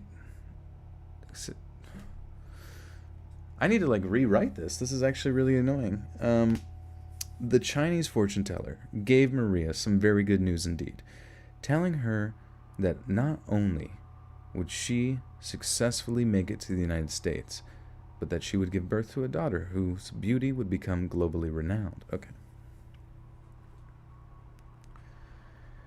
The Chinese fortune teller gave Maria some very good news indeed, telling her that not only would she successfully make it to the United States, but that she would give birth to a daughter whose beauty would become globally renowned, but that under all circumstances she should avoid so-called dark waters. Then, after making it all the way to San Francisco, Maria gave birth to a daughter on July 20th, 1938, naming her Natalia Nikolaevna. I can't read this shit.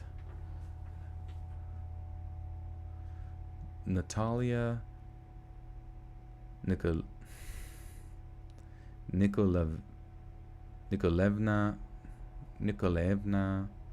Zakharenko. Jesus Christ. No spoilers. Oh, you're gonna hear spoilers here. You better just turn off the stream, my dude. No spoil. Oh wait, what are we spoiling? Is it something else, or what are you talking about? Oh, Supernatural. Oh.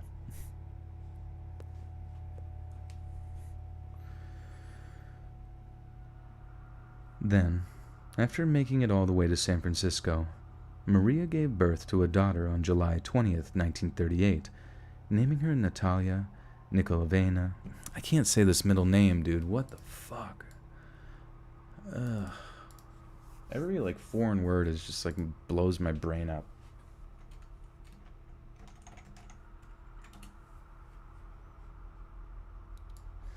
Alright, back to Forvo. Please have this pronunciation, my dude. My internet consultant, dude. Ольга Николаевна Романова. Nikolaevna? Nikolaevna? Okay. Анастасия Николаевна Романова. Nikolaevna? Okay. That sounds way better than how I was saying it. Then, after making it all the way to San Francisco, Maria gave birth to a daughter on July 20th, 1938, naming her Natalia Nikolaevna Zakharenko. Natalia would gain the fame that the fortune teller had predicted, but would be known by another name entirely. That name was Natalie Wood. Natalie's mother essentially groomed her for stardom from the time she learned to walk and talk. She sent her to singing, dancing, and acting lessons, training her to be a complete triple threat before parading her around movie studios. Studio.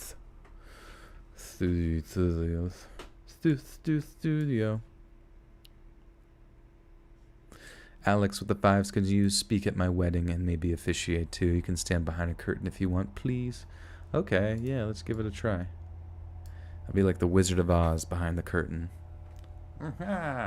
Do you take Alex to be your lawful wedded wife? If Joel's in the wedding, he has to wear the bridesmaid's dress. Oh my god. I already am. Elizabeth Harrington with the 5. Thank you, Elizabeth. Thank you guys for your donos. I really do appreciate it. Your generosity. Hey, bots. Are there bots in here? Sneaky, sneaky bots. She sent her to singing, dancing, and acting lessons, training her to become a triple threat before parading her around movie studios in the hopes of... Sorry, my brain's like losing focus.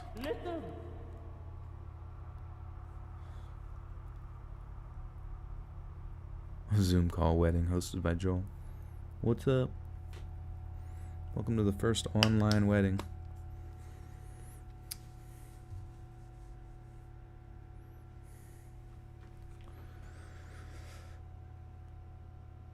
She sent her to singing, dancing, and acting lessons, training her to be a complete triple threat before parading her around movie studios in the hopes that she would be discovered and this fulfill her destiny, bro. Like, what the fuck? Like, every like sentence like has something that I'm just like, what? Where are we going with this? She sent her to singing, dancing, and acting lessons, training her to be a complete triple threat, before parading her around movie studios in the hopes that she would be discovered and thus fulfill her destiny. It was such an intensive experience that it verged on abusive. Natalie's mother was utterly ruthless and unforgiving, separating her from her sisters and even denying her medical assistance for injuries in the instance that this would only make her stronger. Maria paid close attention to the prophetic warnings of the fortune teller too, and made effort to give Natalie a deeply ingrained fear of deep water. Yet despite her efforts, the fortune teller's predictions almost come true as... Come true? Like, bro... Hey, listen. Ron Wilson with the 2 says, can I pay you to whisper in my ear as I sleep? I can do that right now. Right as you lay in bed.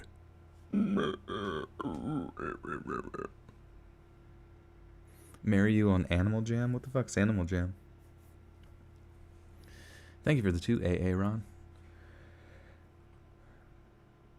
Yet despite her efforts, the fortune teller's predictions almost came true on the set of a movie called The Green Promise. During shooting, a young Natalie was set to run across a bridge that was set to collapse during a rainstorm, a bridge that just so happened to run over a pool of rough.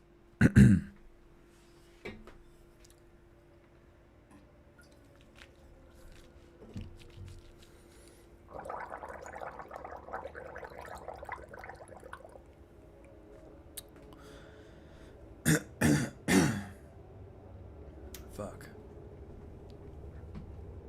I should get food? Well, if you're hungry. Maybe. Or maybe you wait till tomorrow. I don't know. It's late.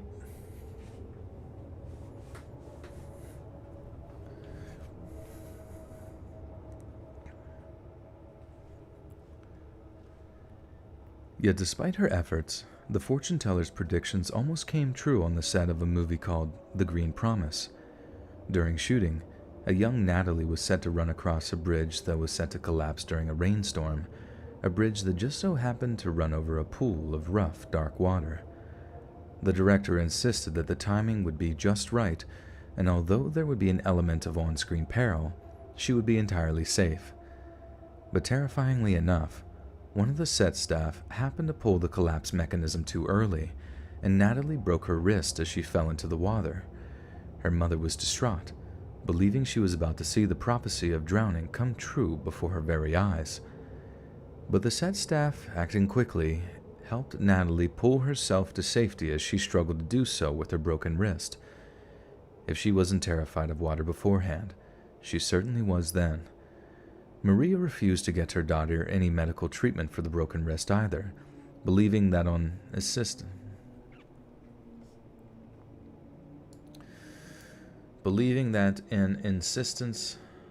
What does this mean?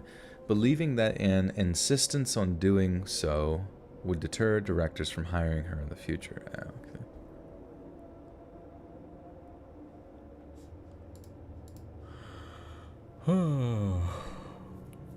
Dark water.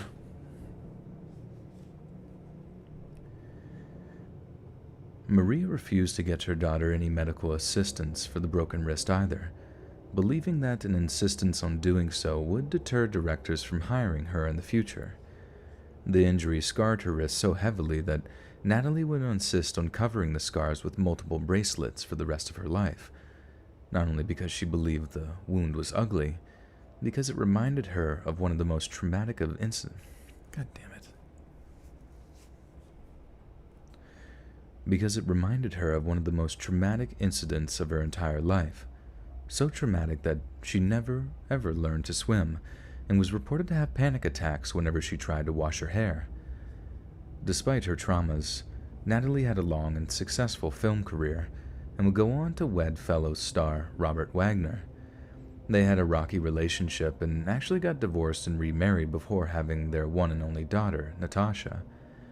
Then, during Thanksgiving weekend of 1981, Natalie, Robert, and another movie star, Christopher Walken, were enjoying some rest and relaxation aboard Wagner's yacht, named the Splendor, around the Catalina Island off the coast of California. Only one other person was with them, the boat's captain, a man named Dennis Davern. They spend the weekend shopping, sunning themselves, sailing, dining out, and profusely drinking. On the night of November 27th, 1981, after yet another evening of heavy drinking, an argument between Natalie and Robert broke out, one that grew so intense that Natalie demanded that Captain Davern take her ashore on the small dinghy that was kept on board the Splendor. The pair then spent the night in a hotel before returning to the boat the following morning, when Natalie and Robert apparently talked things out and buried the hatchet. The following night, Robert, Natalie, Captain Davern, and Christopher Walken went ashore to dine at a restaurant called Doug's Harbor Reef. Here they continued their stint of heavy drinking, reportedly ordering 2 bottles of wine, 2 bottles of champagne, and numerous daiquiris, with one of the waiting staff reporting that they barely touched their food. The 4 people were so intoxicated that the restaurant manager reportedly called harbor security to ensure that they made it back to their boat safely. That night, according to Captain Davern, Robert Wagner and Christopher Walken argued violently over politics, as well as the direction that Natalie's career should take. He has since stated that the argument grew so violent that one of the men threw an empty wine bottle at the other before Natalie had to get involved to separate the pair. The argument then shifts to one between Natalie and Robert, with Natalie apparently telling Robert that she'd had enough before retiring to her room for the night. At around 3:30 a.m. the next morning, on November 29th of 1981, a ship-to-shore call was made. I see. Hey, Devin Angeles has become a full-grown pizza and a member of the Buttersock Call. Thank you, Devin. Welcome, welcome. Everybody welcome Devin there. Hello, hello. Christopher Walken walked.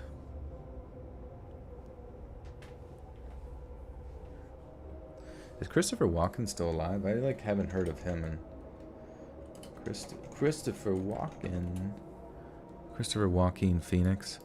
He's 77 years old. Holy heck. Ooh, oh my god. I couldn't believe myself when I saw it. At first, I was baffled. And then, I was chills. How do I get the cadence down? Is there a process? I don't know. I think it's just... I've been reading stories since 2000. As far as narrating goes, this channel started back in 2014.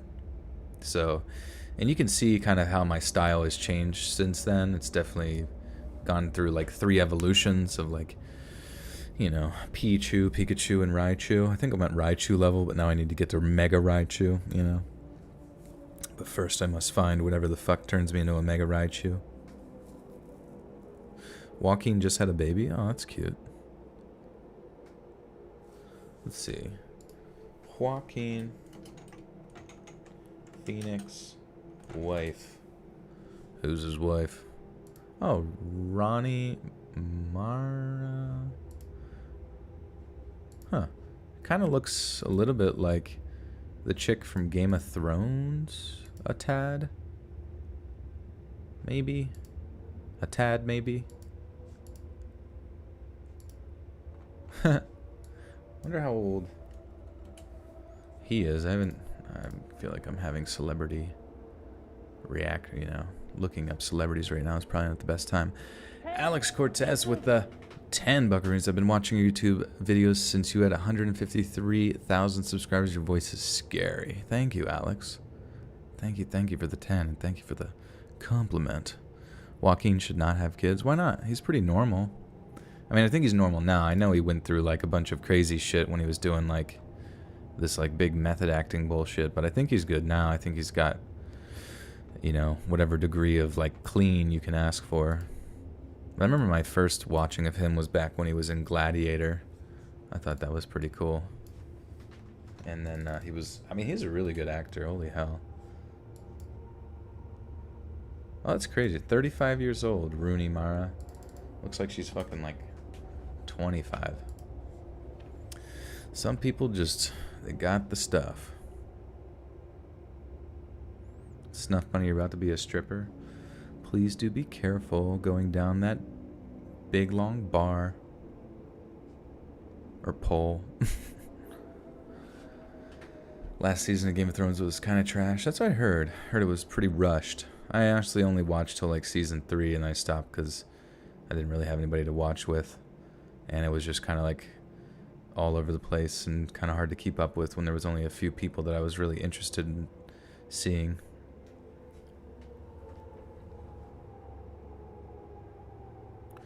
Gladiator's super violent, but it's really good. Yeah, it's one of my favorites. Mega with a 5 says, thank you for doing all these videos for us. Bless, dude. Thank you, Mega. Thank you for the 5, and thank you for the blessings, my dude.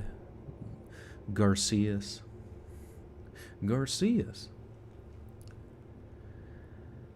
At around 3:30 a.m. the next morning, on November 29th of 1981, a ship-to-shore call was made from the Splendor, one in which Captain Davern reported to the U.S. Coast Guard that Natalie Wood was missing. A search begins, one that ended up just a few days late.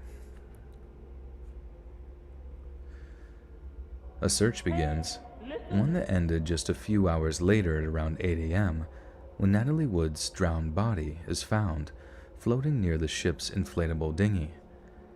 The very same one she had used to escape the boat just 2 days prior. She was wearing nothing but a nightgown, a pair of socks, and a jacket. An autopsy showed that she had a blood alcohol content of 0.14%, almost double the legal limit for driving. There was also evidence that she had taken a rather large amount of powerful painkillers in the time before her death. She was just 43 years old when she passed away. Amazingly, on the day she died, Robert Wagner is not intensively questioned by police. It's only a few days later that the 3 men who were on the boat that night are brought in for questioning, and when they are, each tells a suspiciously similar bleh.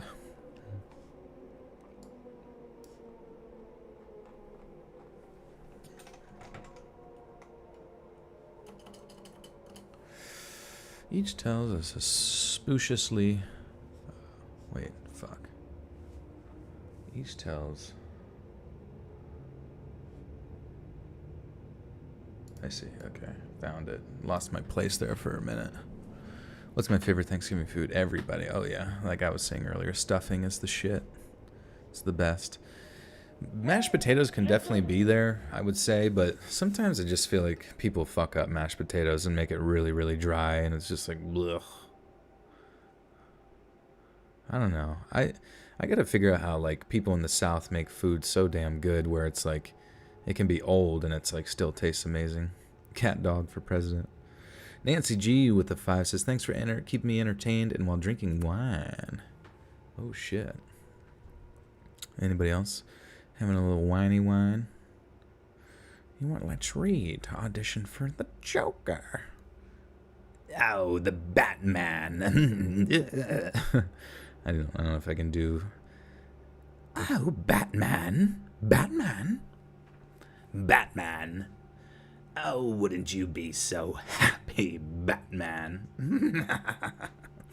I don't know if that would be good or not. You guys like that one? Is that a good jokey impression? It's only a few days later that the 3 men who were on the boat that night are brought in for questioning.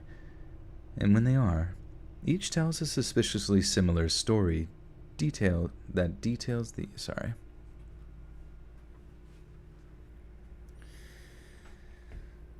Each tells a suspiciously similar story that details the evening's events. Sorry, that was like... I be honest, Penguin and Scarecrow are the best. Okay, bye. Labao. Am I from Michigan? I'm not from Michigan. I'm from Pennsylvania. Yams or die? You know, I don't really have yams too often. Should do voice acting. That would be cool. I would love that. Please be a goddamn voice actor. I'd love it. I would love it.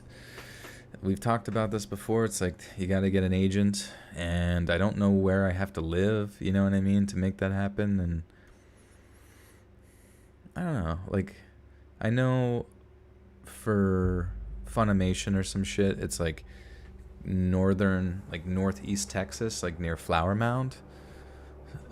So maybe I could go live down there or some shit.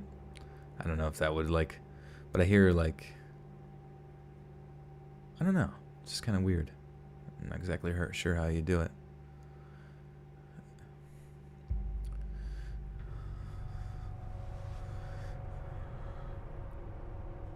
Oops. It's only a few days later that the 3 men who were on the boat that night are brought in for questioning, and when they are, each tells a suspiciously similar story that details the evening's events. As a result, Natalie's death was assumed to be nothing more than an accidental drowning. The nation was dumbstruck by such a horrible, unforeseeable tragedy, and mourned in tandem with Robert Wagner, who went on to raise their 2 daughters as a single parent, 2 daughters who were almost inconsolably distraught at the sudden death of their beloved mother. Natalie's death seemed to remain an open and shut case for an entire 30 years, until a shocking revelation turned public attention back onto the situation. Captain Dennis Davern, the man who had been captaining the Splendor that night, broke his silence on the case and came forward to state that he had in fact lied to the investigating law enforcement. The nation was shocked to hear that the argument that night between Christopher Walken, yeah. Oh, Christopher Walken. Ooh, I wouldn't believe, even for a second, that I could have killed her, thrown her overboard, drowned in the water, the dark water. Do you think that was him in his interview with the police? I couldn't believe it. Out of nowhere, she just up and fell in the drink.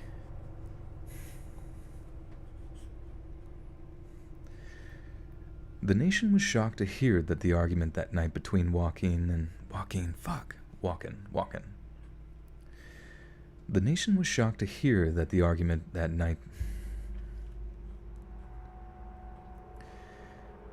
The nation was shocked to hear that the argument that night between Walken and Wagner had not actually been rooted in politics, but the suspicion that Walken had been secretly flirting with Natalie whenever Robert Wagner's back was turned. Davern said that the incident with one of the men throwing an empty bottle of wine at the other was actually Wagner, hurling the glass bottle at Walken in a rage as he barked out, "What are you trying to do? Screw my wife?"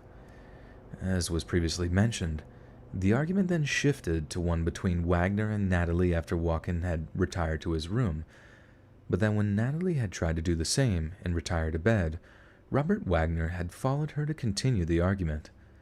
Then, sometime later, Wagner stormed up to Captain Davern. Yeah, I got Joaquin on the mind. Homemade whipped cream too, yeah.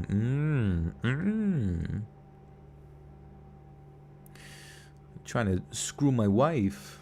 What do you think? You trying to screw my wife right in front of me, the love of my life?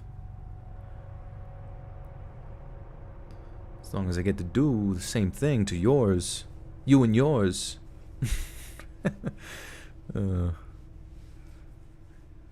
My boo, my BB.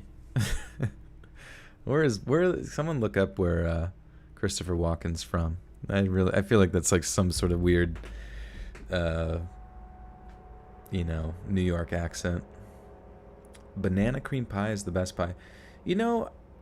Something about the banana flavoring and stuff just makes, like, I love bananas, right? But like banana flavoring to me just tastes yucky. Maybe if you made banana cream pie with just straight up bananas, no fucking... Oh, that's John Travolta. Wait. John Travolta. I don't think so. Is it? Someone look up John Travolta's... I'm looking up John Travolta's voice. John Travolta voice. Okay. John, yes. Here's how it works. This button is the random Travolta generator. Oh, it's Jimmy which Fallon. Each take turns hitting it to select the name of a role made famous by you, John Travolta. It just feels so weird doing it right next to you. It's great. It's so good. You know, I work on my hair a long time. And you hit it. He hits my hair. Well, that's cool, baby. I mean... That's cool, baby. I feel like that's not, yeah, not quite the same, but I understand where you're coming from. Okay, Walkin' is from Astoria, New York. Yeah, it sounded like something from there. Oh, can't believe. You either like artificial banana or hate it, I swear. Yeah, I'm not a fan of artificial banana. Give me the real thing.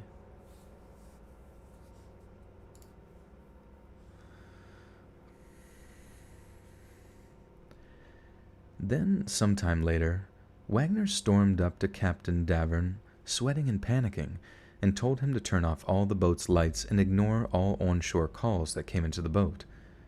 In the aftermath, Davern claimed that Wagner kept him confined to his quarters in order to prevent him from giving a statement to the police, then held an impromptu meeting in which he ordered Walkin and Davern to keep quiet about the arguments and to essentially give false statements to the police. In light of such statements, police reopened the investigation into Natalie Wood's death in the year 2012. A re-examining of the information gleaned from her autopsy had one coroner declaring that she had died as a result of drowning, but also from other undetermined factors. Then, in 2018, Wagner officially named as a person of interest in Natalie Wood's... Oh, I see. Shite.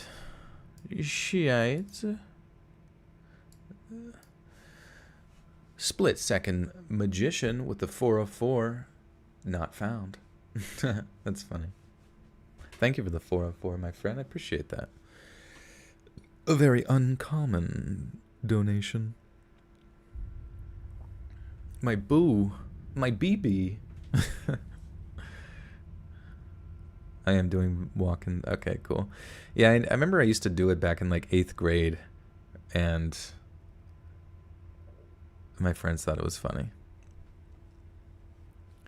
And it takes me a while to, like, sometimes when I do like voices, like it takes me a while to like come back to me what it's like. But once I find the rhythm, it's usually solid. Elizabeth Harrington with the 5 says, today is my birthday, and my dream is to have Let's Read say happy birthday on me on stream. Elizabeth Harrington, I hear from a little birdie that today is your day. Your B-day, so to speak. And I just wanted to say, happy birthday. And I hope it's amazing. And to many more. Everybody say happy birthday to Elizabeth for her. She is amazing, and it's good to see her. And I'm glad she was born on this motherfucking day, baby.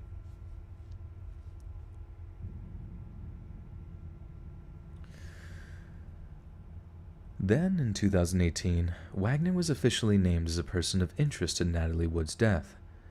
Natalie's sister, Lana, came out and gave a media interview, stating that she believed Captain Davern's claims to be true, and had even confronted Wagner on the day of Natalie's funeral in an attempt to get him to reveal what had actually happened that night.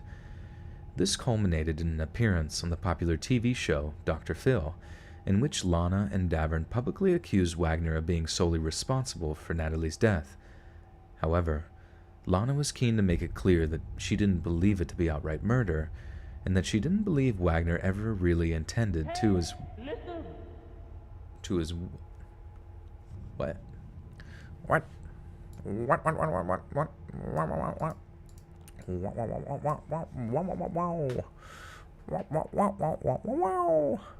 Alexandria with the 169, thanks.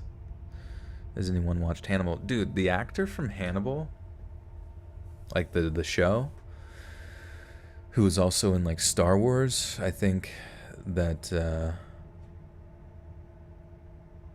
what was the Rogue One, as the dad of the main character.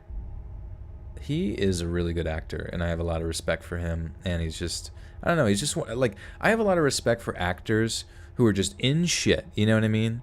They're in stuff, They're like supporting characters. They're not always like a main character all the time, but they're just good at what they do. They're good at acting, and that's fucking it. They don't tell you what to think. They don't go on shows and blabber about bullshit. You know, they just fucking act. You know what I mean? And sure, you know, I don't care. You can say whatever you want. You know what I mean? I, like, don't give a shit. But it's just nice when an actor is professional. They get the job done. They're so good that they like. You don't even know, you know, sometimes you see actors who are like such method actors and they have good makeup and stuff too that you don't even realize it's them, and that's always like super impressive to me. Delicious buttercream cake. Oh my god. Buttercream, buttercream. You tried watching Star Wars? I can't do it. I can't get through it. Yeah, the newer Star Wars are kind of poopy. I'll be honest with you on that one. A lot of people think Rogue One's like one of the better ones. I thought Rogue One kind of lacked a lot of like personality. Like I didn't really connect with like any of the characters other than fucking Darth Maul at the end maybe or something like that. Or no, was Darth Maul even? No, he was in. No, Darth Maul had a cameo in what was the one? The Solo film actually. So I'm an idiot. Well, yeah. I know it was like sort of like. Also, the way that in Rogue One, the way they portrayed, what's his name, Darth Vader. They made him like sort of like super powerful with his fucking force abilities at the end. You know what I mean? Almost as if though it was, almost as if though he was sort of more like the. You know, there's a big difference between the prequel Star Wars and the original trilogy. And I feel like they kind of like had some sort of strange middle ground between that where he was like really powerful and just fucking throwing people around. I mean, that kind of force power is cool, but it's just like inconsistent, I feel like, with the Darth Vader character. You know what I mean? Like Darth Vader wasn't really like doing backflips and Yoda kicks and shit. I mean, I guess he was when he was Anakin. I don't fucking know, dude. Star Wars is fucked. There's just too many hands in the cookie jar, you know what I mean? Too many cooks in the kitchen, and they just... At this point, I would rather just watch like user-generated shit, you know what I mean, and read it off of like fanfic websites.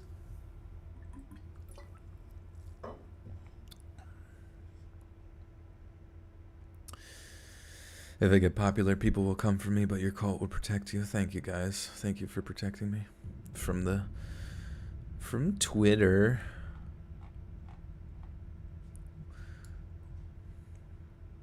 When they find out that I drink my own Kool-Aid. However, Lana was keen to make it clear that she didn't believe it to be outright murder, and that she didn't believe Wagner ever really intended to kill his wife, but either became lost in his rage during a heat-of-the-moment decision, possibly denying Natalie help when she had fallen into the water while trying to leave the boat to go ashore, just as she had done just 2 nights previous. Despite the accusations, fucking shit.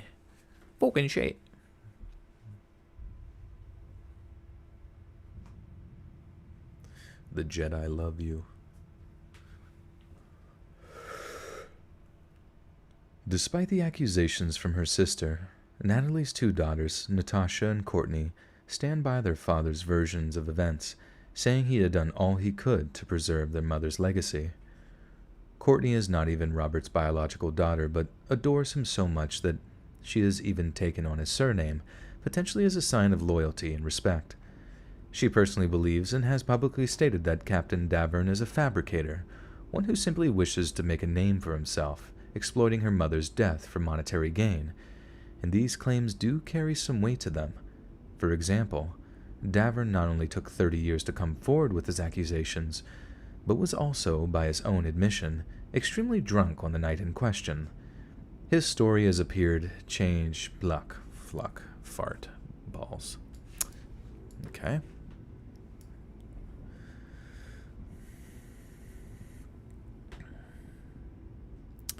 Justice for Johnny Depp. Yeah, I don't know. I don't really give a shit about celebrity drama, to be honest with you. And I don't really have enough of the story for either side to like make a decision on that one. But at the same time, I don't really care either, so... It is what it is, Brother Jizz.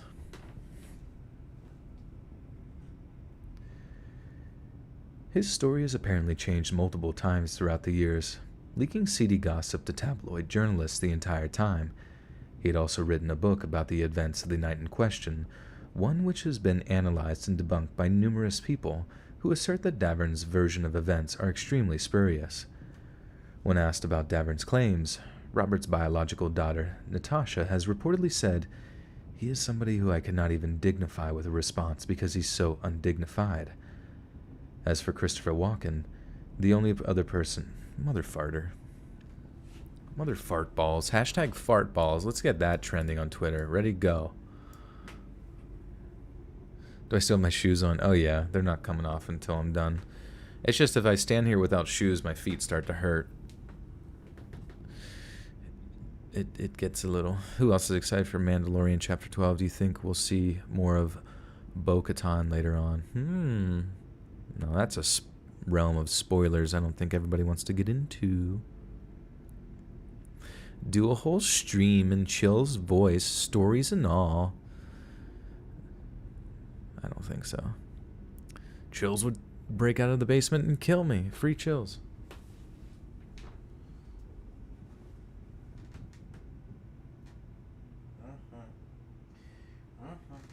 Oh, Missa.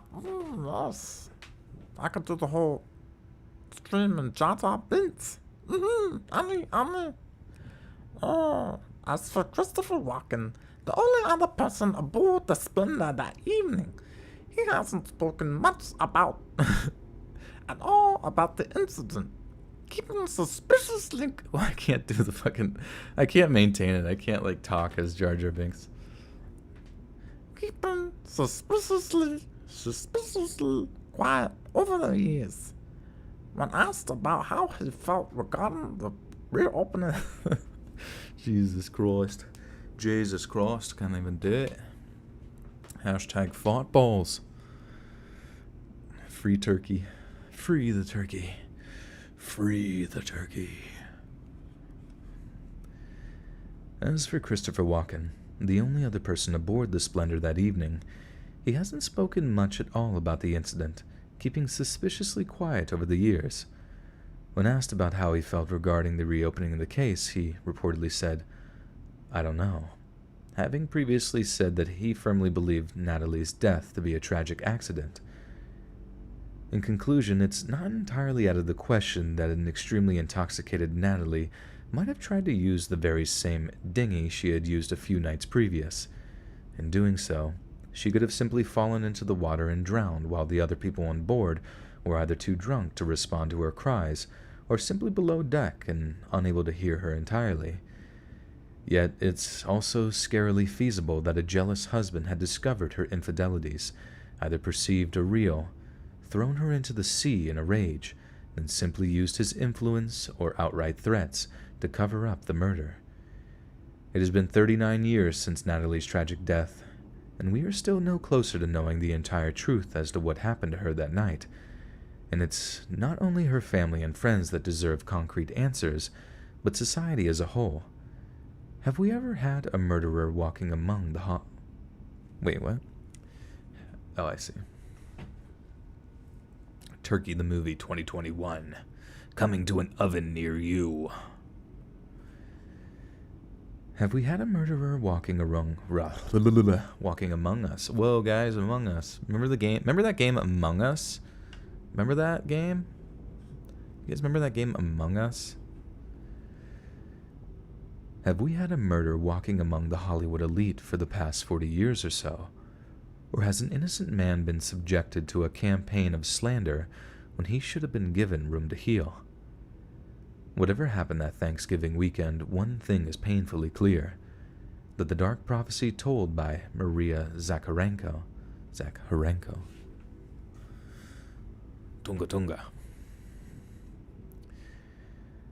that the dark prophecy told to Maria Zakharenko by the Chinese fortune teller in the early 20th century did actually come true, and it was indeed dark waters that became the undoing of the young woman who came to be known to the world as Natalie would. Remember Fall Guys? Yeah, some people still play Fall Guys. Sus, bruh, sus. It's fungus. It's sus. Fungus is among us. Oh yeah, it's everywhere. It's in your lungs. It's in your tummy. Dab check. Thank you. Thank you for the dab check. Let me do it real quick. Ugh, I felt that shit. Damn. Hear my bone crack. Oh, that was a dab right there. Did you hear that? Click clack. Hardcore dabbage. Does anybody dabbage for cabbage?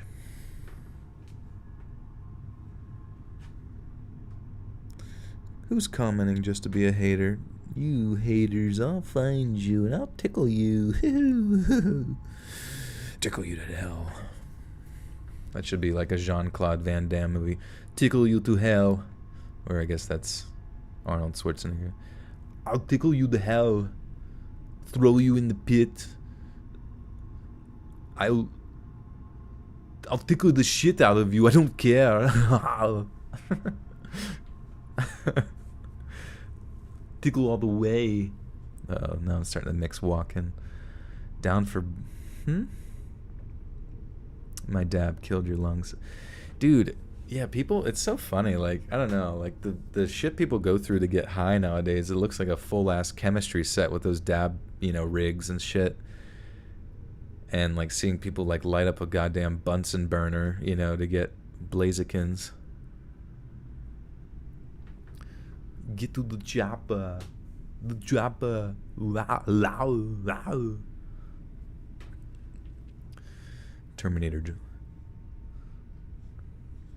Terminator sounds different, though, for Arnold Schwarzenegger. He's like, terminate. Very evil. Everything is evil.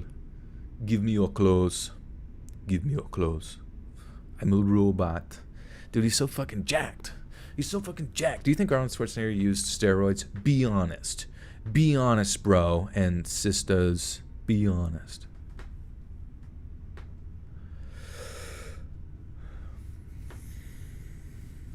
Choking on your own tongue.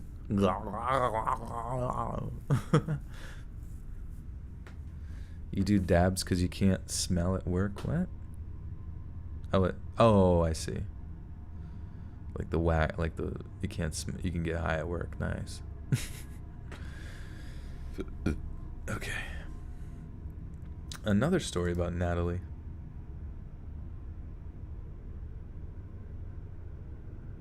Huh. Tickle me, Elmo. Oh, tickle me, Elmo. Tickle me.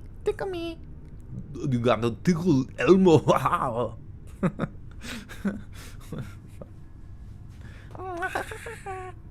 Oh. He admitted he used them in the 70s. Okay, yeah. I mean, like, honestly, people who use steroids, like, I don't have any loss of respect for them, and I'll tell you why. Because pretty much with steroids, it just, like, speeds up the process in which you recover, which allows you to just continue to work harder. Now, I don't use them because of, like, you get, it's a little scary. It's a little scary, the side effects that they could have on you. I know some people, I'm sure, in the modern age probably think they're safe. I don't know if I agree. I'm not really sure. But, it's like people who use steroids, they still, like, have to work their ass off. You know what I mean? And, still got to work their ass off for it. You know what I mean? So it's like if it lets you recover faster just so you can work harder, fuck it, dude. They might as well have a whole ass, let the whole NFL just use steroids. I don't even give a shit. Migrad with the 2, your voice. Hand it over, coward. P.S. I love you, BB. You have to come and take it from my cold, dead hands. From my cold, dead. Tickle me, Elmo. Oh my. I don't know. Ugh. Hashtag I do drugs every day. That's what the homeless guy said.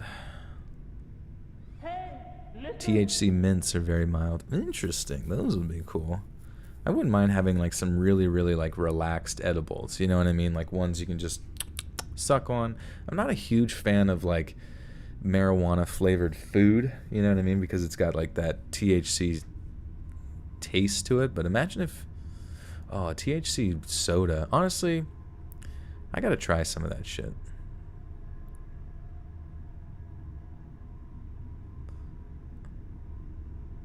Joel sounded vaguely Scottish. Scottish. Scottish. They took out the side of the mouth. I can't do a Scottish accent. Scottish. At the side of your... Seems like they talk out the side of the mouth. Scottish. Real low down here. But they also got the like... Roll the R's kind of like... Spanish, you know? Scottish. I don't know. You guys figure it out. Someone do a Scottish accent right now. On the morning after Thanksgiving of 2003, the snow-covered winter wonderland... What? The Jolly Rancher flavors are good. Nice, yeah. Those would be sick. I'd like to try that. THC Kool-Aid was the jam in high school. Joel for president 2021. Just start, but like in another country. Could start our own country. On the morning after Thanksgiving of 2003, the snow-covered winter wonderland that was the Horn Creek Conference Center in West Cliff, Colorado, made for a peaceful and serene setting. But that peace was to be shattered when the naked corpse of a young woman was found lying frozen in the snow, just outside one of the guest cabins. The young woman's name was Natalie Drizzle. Is that how you say it? Drizzle? Drizzle. Drizzle? Hola, this is Drizzle. I would like to taste your Drizzle. Let's see. Oh, come on, bruh. Give me the drizzle. Respect the drizzle. I was thinking of a funny video where you have a, you know, like a leaky faucet, and the caption just says, respect the drip. And that's like your advertisement for like a plumbing company. So you gotta like respect the drip, because it's like, and call a plumber or some shit. Call a pipeologist to clean out your pipes. Jugoslavia is our new country. What language do we speak there? Well, I'll talk like this.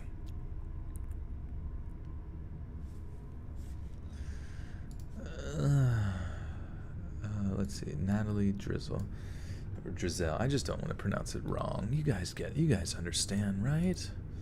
Right? What? No search no results found? You're fucking no, what? On YouTube? Not a single what? Did you ever type something on YouTube and it says no results found? That's baffling. That's baffling. No results found. You speak Perdipian?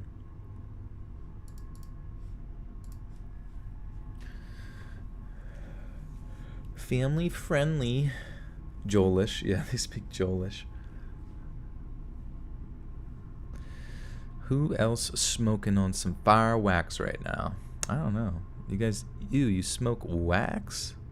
Like a candle? Or like from Shrek's ear? I hope they use for like wax and stuff that's sold to people. I hope some of it's called like Shrek's swamp ear wax or some shit.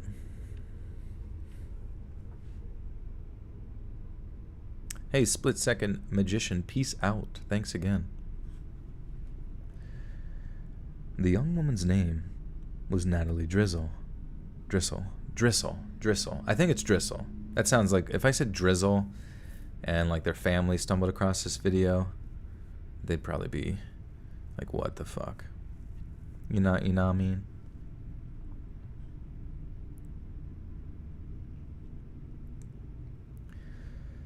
The young woman's name was Natalie Drizzle.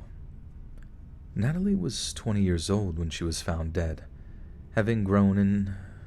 Come on, bro. Just remember the fucking... There's just like random words that get forgotten. Natalie was 20 years old when she was found dead, having grown up in her native Missouri, then moving to the state of Florida to attend college.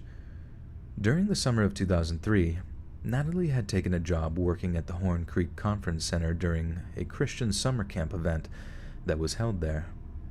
It was here that she had met her boyfriend, who had a full-time job there, and it was during the Thanksgiving break of 2003 that she decided to make the journey back up to Colorado to visit him.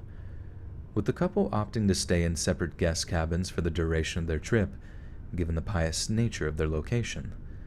The couple spent Thanksgiving together, taking romantic walks around the snow-covered campgrounds, hand in hand. Afterwards, Natalie's boyfriend dropped her off back at the cabin shortly after midnight of Friday, November 28th, so that she could get some rest. But the next morning, the boyfriend went back to the very same cabin to check up on her, yet found that she wasn't there. He looked around a little and was disturbed to find footprints in the snow leading away from the cabin, one that had obviously been made by someone's bare feet, given the shape and size. This must have sent him into a panic, wondering what could have frightened his girlfriend so much that she fled into the freezing night in nothing but her bare feet. He followed the tracks for a short while, into a wooded area around 200 yards from the camp's conference building, before finding her body lying in the snow at around 8:50 a.m. But Natalie wasn't just barefoot. She was completely naked. Her exposed arms and legs were all scratched up and bruised, and by the time her boyfriend found her body, rigor mortis had set in.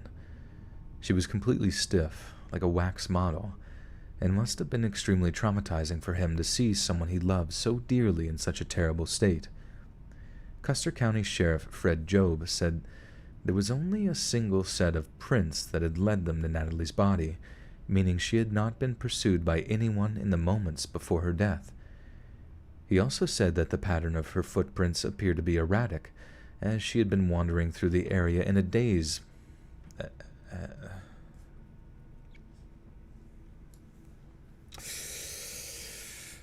Let's readers, baby. The butter suck. Cold. Joel's a brony. Lol. I remember when I first did... don't tell anybody this. All 600 of you, don't mention this. But when I first started the Let's Read channel, I was really scraping the bottom of the barrel for content. And someone gave me the idea is maybe I should read My Little Pony erotica. And believe it or not, there was about 2 episodes of that recorded. A lot of it was filled with me just laughing as I read it. And I was very, very close to uploading. And I don't know, maybe I did upload, but I think I deleted those a long time ago. But that did exist at one point. Don't tell anybody, though.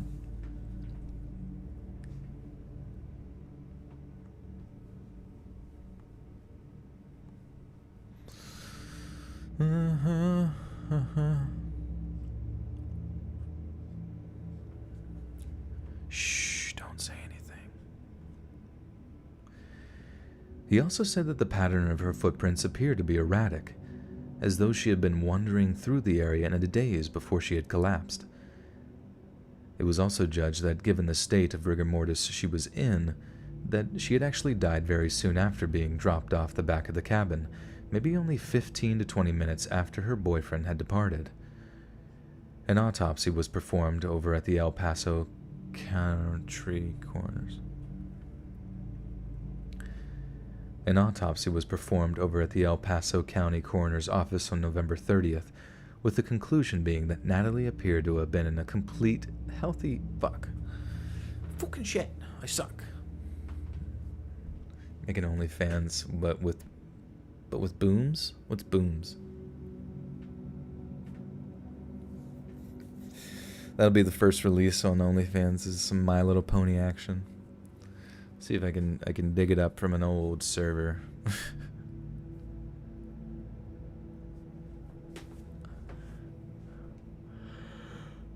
I think the reason I did it too is because I was trying to promote my stuff everywhere, you know, like you know, Reddit, wherever I could, you know what I mean? Obviously YouTube and stuff, but some people were like, oh, there's a fucking, on 4chan or whatever, someone's like, just go promote on 4chan, and they're like, dude, you should make a My Little Pony reading for those creeps over on the brony section or whatever. So it's like, this could be my ticket, baby. It'd be very niche, but I think it's worth a try. And then there was just immediate regret.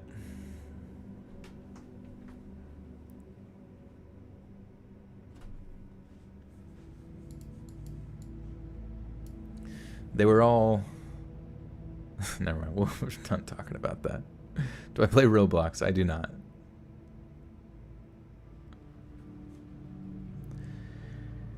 An autopsy was performed over at the El Paso County Coroner's Office on November 30th, with the conclusion being that Natalie appeared to have been in a completely healthy state before she had died. Given that there were pine needles in her hair with dirt and abrasions on her face and shoulder, and coupled with a chaotic patterning, fuck, dude. What graphics card do I have? I have a 1080 Ti. It's like old now, since it's been like 2 years or something like that.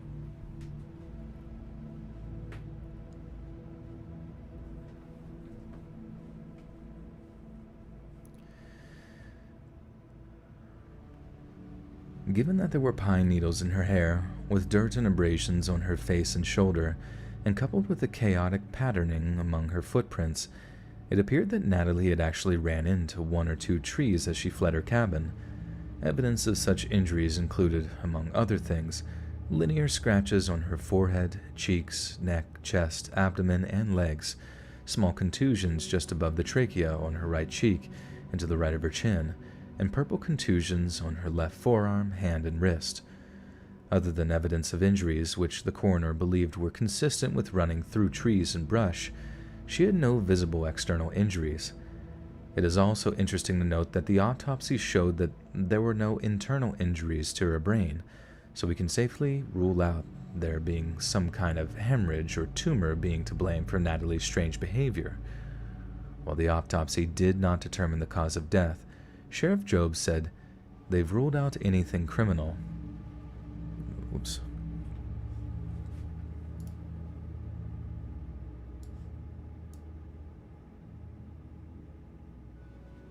Stephanie, thanks. You've read Crash Bandicoot fanfics before, not the loon kind, mind you. Yeah, that was a deep recess of the internet that I will never return to again.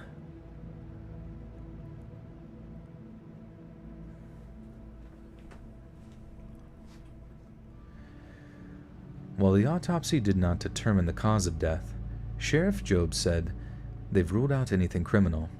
It's just really, really weird, but we're still hoping to find out something more conclusive. Lee Roybal, officer in charge of the Colorado Bureau of Investigation, also commented on the unusual nature of Natalie's death, saying, "It's the strangest thing you've ever seen."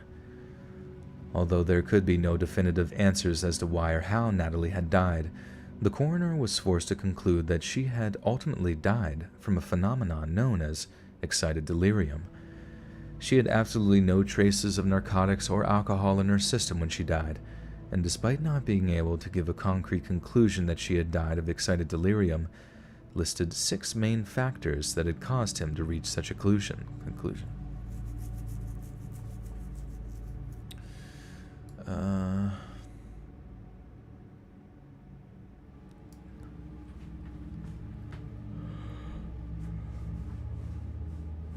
Tonight's stream, the Illuminati. Yeah, there's some unfortunate... You gotta be careful naming your kid Natalie. It could end up bad for them. I'm gonna write some fanfics about me. I remember Molly was keen on writing some fanfics about me. Hey, I'm not gonna stop ya. And I might even read it on stream. It might make me laugh. But also, I might not read it on stream because of how bad it could get.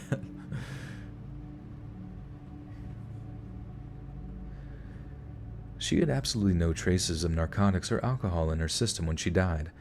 and despite not being able to give a concrete conclusion that she had died of excited delirium, he listed 6 main factors that had caused him to reach such a decision. The first and main point being that she had been found completely naked, having not been obviously pursued by anyone. There was also no internal injuries at all, and so no obvious way of telling how she had died. There was also the complete lack of narcotics in her system, so there was no way a drug could be to blame for the erratic state she was in that evening. There was also the possibility that, given she was a recent arrival to a relatively high altitude from sea-level Florida, that a lack of oxygen in her brain could be to blame for the delirium. On top of that, there was an elevated amount of glucose in her urine, so it seems to be possible that a hyperglycemic state could be to blame for her behavior. As has been stated, there could be no concrete conclusions as to how Natalie had died, but there was much rumor and speculation in the days that followed. For example, there was a great deal of attention paid to her boyfriend, given that he was a natural suspect, having been the past person. Shit. Miss Molly with a 5 says, how do you feel about pegging in the picture? Oh god.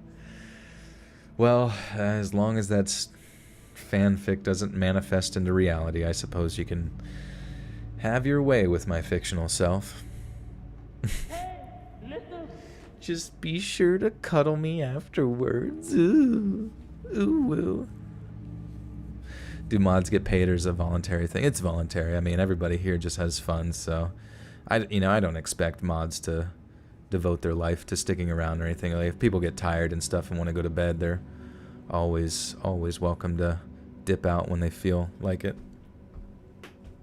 PG, yeah, we're gonna do some PG pegging, guys. Jesus Christ. But thank you, Molly, for the 5, and thank you for the hypothetical pegging.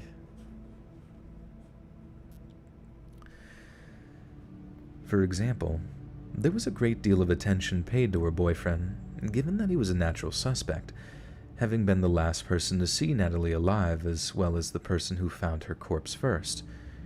Yet Natalie's family did not, and still do not, believe that her boyfriend had anything to do with her untimely death. There was also a great amount of conjecture regarding a supposed eating disorder that Natalie had been dealing with, and that the cardiac arrest she suffered was a direct result of malnutrition. Given the mysterious circumstances and plethora of different theories put forward to explain Natalie's death, it is almost impossible to decide on a definitive explanation as to how or why she passed away. What's clear is that she had absolutely no history of mental illness, had no history of drug use, and was in perfect health right up until that Thanksgiving weekend. Yet suddenly, she appears to have had some kind of psychotic breakdown for no obvious reason at all. Whoops. Yet suddenly had a bit of a psychotic break. Note to listeners, this stream may cause taco cravings. Oh my god, tacos do sound fucking good though. Just fucking shove those bastards in my mouth. Give me all of them. Sacrifice them to me. I must have them. I must have the tacos.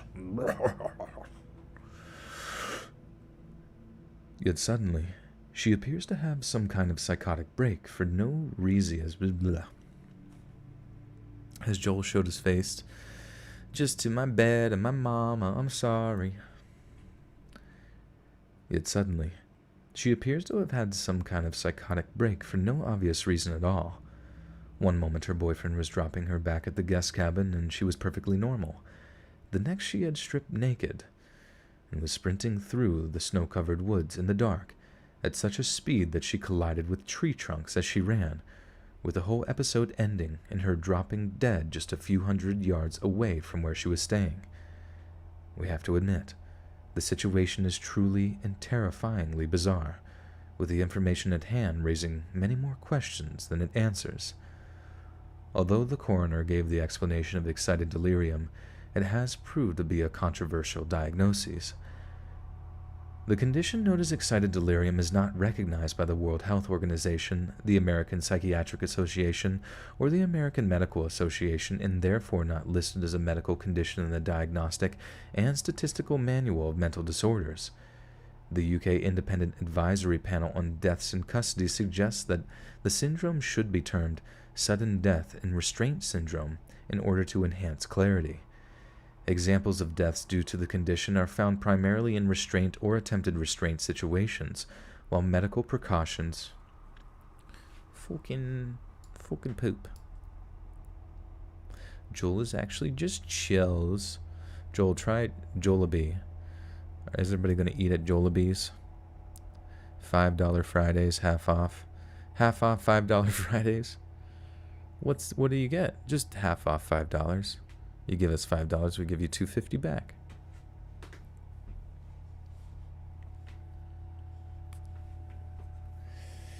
Okay. When I wear a maid's outfit, well, what do you think I'm wearing right now? With a pair of comfortable shoes, I can put anything on. Sing for us, sing for us, sing for us, fucking sing for us, baby girl. Examples of deaths due to the condition are found primarily in restraint or attempted restraint situations, while medical preconditions and symptoms attributed to the syndrome are far more varied.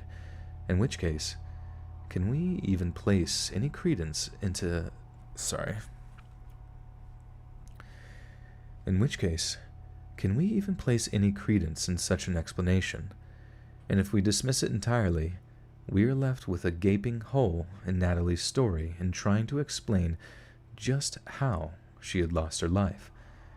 But still, is it possible that Natalie encountered someone or something in or around that cabin that gave her such a fright that it could have triggered a highly panicked state that could have been confused with so-called excited delirium? And if so, just what was it that she encountered? Could it have been some kind of twilight creeper who posed such a terrifying threat that Natalie abandoned all reason and logic, deciding it better to run naked into the snow in order to escape such a threat?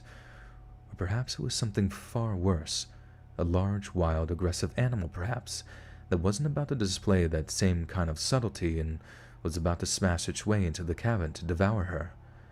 It's unclear what caused such a state of fear that night, but one thing is clear in abundance, that we will never know what exactly happened to Natalie Driscoll, and that we'll have to accept that here we are, walking the earth, knowing that at any moment we too could simply fall down dead from some mysterious ailment that leaves our loved ones as baffled as they are heartbroken. That was dude, these are some good-ass, some wet-ass stories. Oh my god, how did you know it is, what? Oh my god, how did you know is it the mental illness? They don't know. That's what they said in the story, is that they have no idea. Oh, I turned the devil gay, huh? Ha ha ha, easy peasy, lemon squeezy, be tempted, devil. Can you create Jolie Beans and Jolie Ranchers? Yes, but you owe me royalties. Many, many royalties. Many beans and many ranchers. Hey there, Delilah. Stephanie, it's your birthday today. Happy birthday. Oh my god.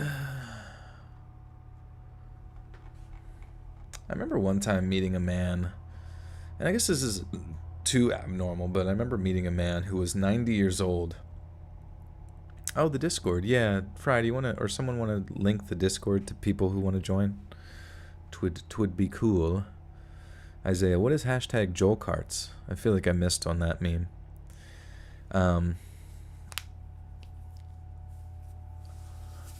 the Discord. What the fuck was I saying before that? I don't remember. Hey there, Delilah. What's it like in New York City? We're 1,000 miles apart, but tonight you look so gross and get away from me, bitch, and please stay far away. Oh, you fucking suck. Oh, you fucking suck. Oh, you fucking suck. Oh, you fucking suck. Oh, well. Okay. Oh my god, be nice to Delilah, the hypothetical song character. Every time someone runs away, it's to New York. I can't wait to get to New York and pay $1,800 for a closet. Oh, yes. The guy that was a patient I had, he was 90 years old and just in like phenomenal shape, just like completely independent. Didn't need shit. It was crazy. I was like, "You're 90 years old?" He's like, "Yep." I'm like, "How'd you do that?" And he's like, "I don't know. I got lucky." Like, that's fucking cool, man.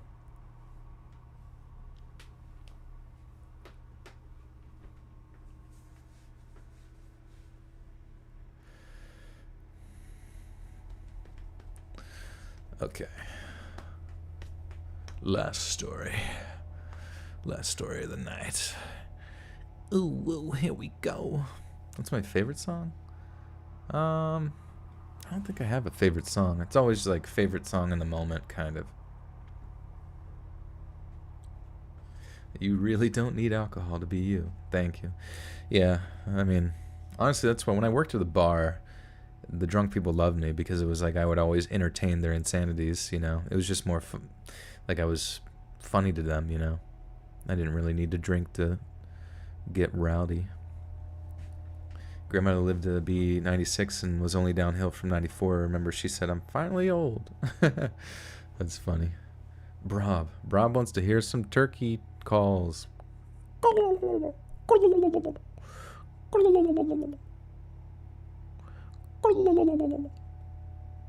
That's a turkey story for you, Brob. Oh, you want to play Overwatch? Fuck that game.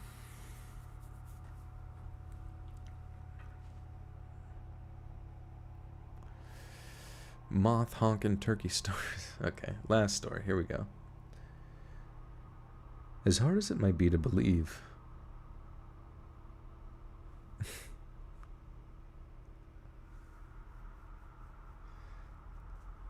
you're drifting to sleepland. Well, have a good time in Sleepy Town. .exe.edu.usa.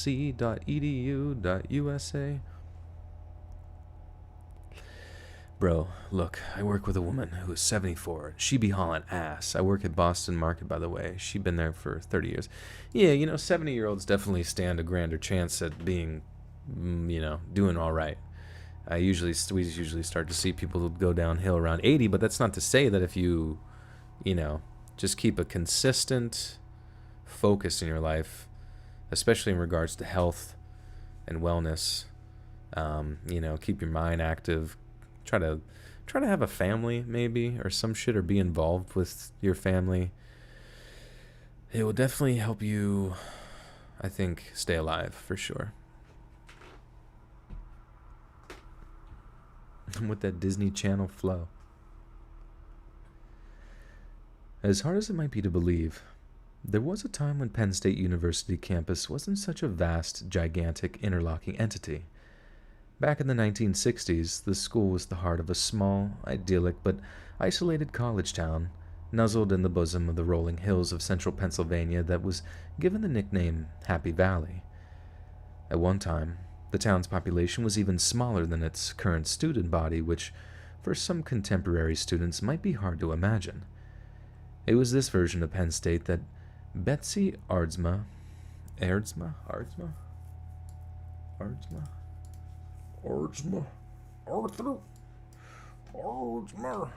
Okay, what fucking, yeah. Forvo. Dude, if you're in the chat and you gave me the link to Forvo, thanks again. Oh, can't find it. Fuck.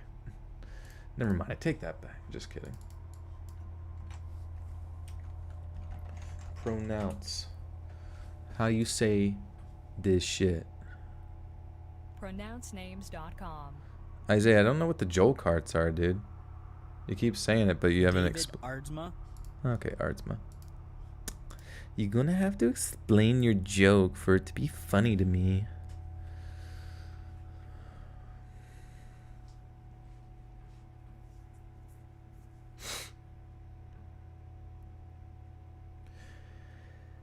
It was this version of Penn State that Betsy Ardsma was enrolled at back in 1969.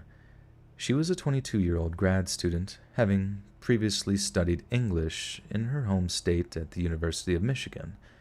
She was a bright, studious, and popular young woman who had an intensely close romantic relationship with a medical student named David Wright, who was reportedly planning to give her a ring later the year.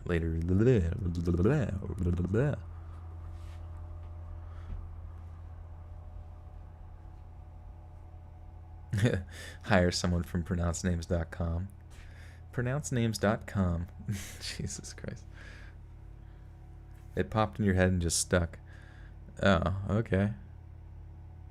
I don't get it still, though. Joel Carts. Joel Cart, yeah, now Stephanie's on it. Joel Carts just hits different, baby. I can't even think of something funny that it would even be. I'm thinking of like, it's a shopping cart, like you ride in it, and I'm just taking you for a ride, letting you pick out different toys in the toy section.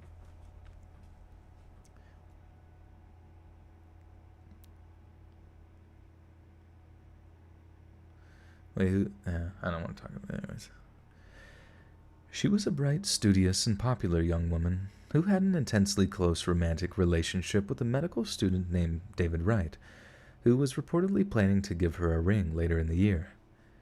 In the morning of November 28th, the day after the National Thanksgiving celebrations, Betsy put on a cute red dress and got to work working on a paper for one of her English classes. She spent almost the entire day working on the paper, only briefly.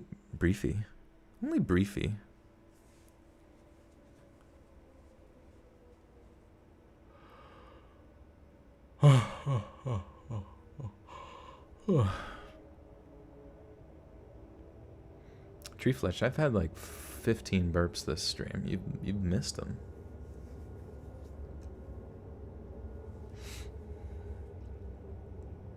Someone should check and see if Spreadshirt has masks that you can get, because that's where I sell my merch, and that'd be sweet if you can add masks to the thing. It's hard to say the word masks. Masks. It's like saying crisps. Crisps. Chip or packet of crisps. I'm wearing a mask. We got multiple masks. Masks. Did everyone give a like? That's a good question. Did you guys do it yet? Okay.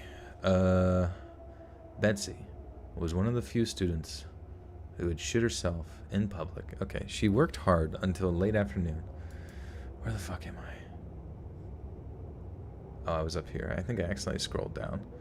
She was a bright, studious student on the morning of some type of paper. She spent almost the entire day. Okay. Masks. She spent almost the entire day working on the paper, only briefly taking a break for lunch before she headed over to the Petit Library in the mid-afternoon, a huge, architecturally beautiful structure with a columned entrance overlooking a mall. She worked hard until the late afternoon, until the evening sun was sinking fast towards the western horizon, and was determined to work late into the evening at the... She worked hard until the late afternoon, until the evening sun was sinking fast towards the western horizon, and was determined to work late into the evening to get the paper finished. Betsy was one of the few students who hadn't gone home for Thanksgiving, and although we're not entirely sure why that is, it's clear that she was almost entirely alone on campus for the duration of the weekend. The rest of the campus was deathly quiet for the holidays, and naturally, the library was even more so. Then, at around 4:30 that afternoon, Betsy ventured into what was affectionately known by the students as the stacks, and found herself alone in an old and secluded aisle of books. All we know next is that she was found collapsed by another visitor to the library, who told a desk clerk that there was a girl in need of medical assistance before they hastily left the library. The desk clerk ran to Betsy's aid, where she was found lying face down on the library floor, surrounded by fallen books. They tried to wake her up, but she was totally unresponsive. It was then that the clerk rushed to call 911 to bring the... Dude, it'd be actually kind of cool to do stories like based around colleges, you know, or like specific colleges, you know what I mean? Are you guys near any colleges that would you'd like to hear stories from, or like you know, like true crime stuff? You shop at Joel Mart, get everything you need.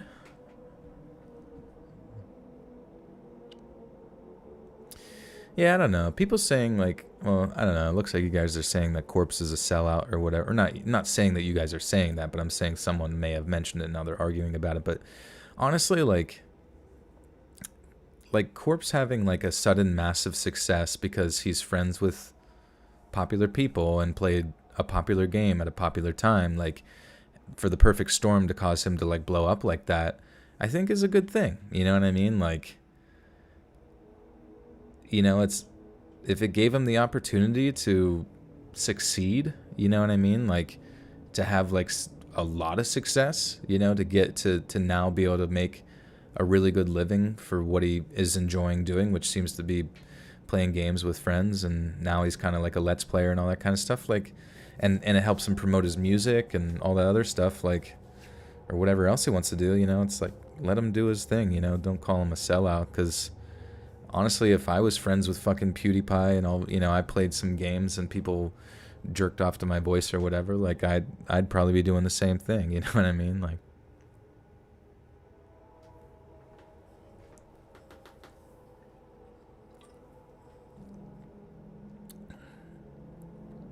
I mean, I can understand if like you would say like, oh, you know, I miss hearing him tell stories, but I mean, he was pretty infrequent with storytelling content anyways. So, I mean, to a degree, now that you're actually getting like some frequent content from him, I feel like that's kind of like a good thing for people who are like fans of him and stuff like that.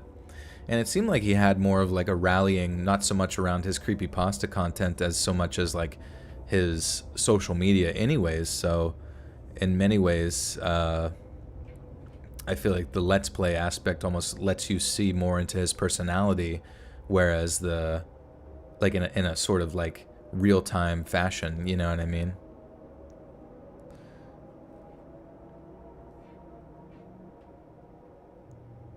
Some people jerk off to my voice. I'm sure, I don't really care. Who says people don't jerk off to your voice? Well, hey, you know what? I can't stop them, Molly. I can't stop them. In fact, I encourage them. No, just kidding. But that's the thing, is like, you know, when you get an opportunity in life, you kind of just got to take it. You know what I mean? Like, it doesn't matter. I mean, obviously, you don't want to like step on people as you go. Sometimes it's a little bit inevitable. Obviously, you don't want to like disrespect individuals, and you want to be like respected within the community. Maybe take the time in your day to like communicate with people and stuff, you know, that you haven't in a while.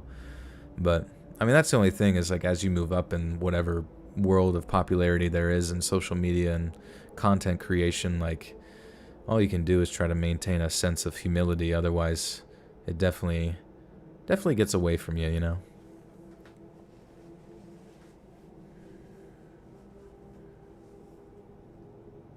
Step on me, please. Some people, you know, beg to get stepped on. It's fine.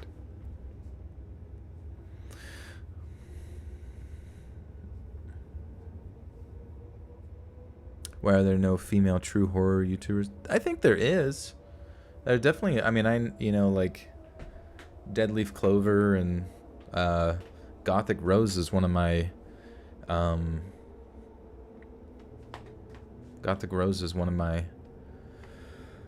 moderators here, you know, and there's a lot of female creepypasta narrators and true scary story narrators and stuff. It's just I think, I don't know, for whatever reason I mean, there's a lot of them. There's different, but you know, I think it's all just like depends on the niche, you know what I mean? Like because there's not many. There's a lot of like really popular like female true crime, you know, makeup hybrid channels. Oh yeah, Well, yeah, Rainbot does like the whole internet mysteries thing. You know what I mean? Yeah, Madame Macabre, Macabre, Mortis Media girl. Just kidding. Lutch Green should have gotten into this because her voice is dope. Yeah, I mean, and honestly, the cool thing is like you're always gonna find somebody new, and you yourself could end up becoming like a content creator at some point, and say say some of these people started off with like narration channels just to get their feet wet, and then they started another channel that evolved. They took content creation in a different direction, and honestly, if you find an opportunity to be original or be the first at something, that's one thing that I can encourage people to do the most when creating content is like try and be original and try and be the first person to do it, because that's such an advantage, once something becomes popular.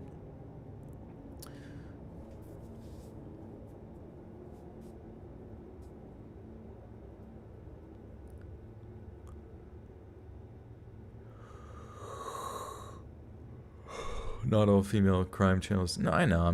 I was saying like that the true crime channels that do makeup are predominantly girls. You know what I mean? Like I don't know. Like I guess it's not a direct comparison to like predominantly true scary story channels are guys, but yeah. I mean, it's just there's really no rhyme or reason to it. It's just like people just so happen to subscribe to what they want, and if there's a female narrator that they want to subscribe to, I suggest you go do it. You know what I mean? Am I feeling sleepy? I'm always feeling a little sleepy.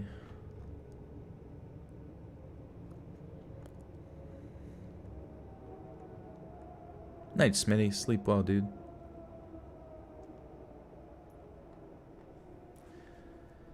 Oh, I'm still recording. Fuck. I still had it going. It was then that the clerk rushed to call 911 to bring in the EMTs. First responders arrived on the scene pretty quickly despite the large amount of road traffic on Thanksgiving weekend, and Betsy was put on a gurney and transported to the nearby Rittenauer Health Center by 5:19 p.m., less than an hour after she had collapsed. The paramedics first thought that Betsy may have suffered from some kind of seizure or other medical ailment. There was nothing obviously wrong with her, but her blood pressure was dropping rapidly, and she was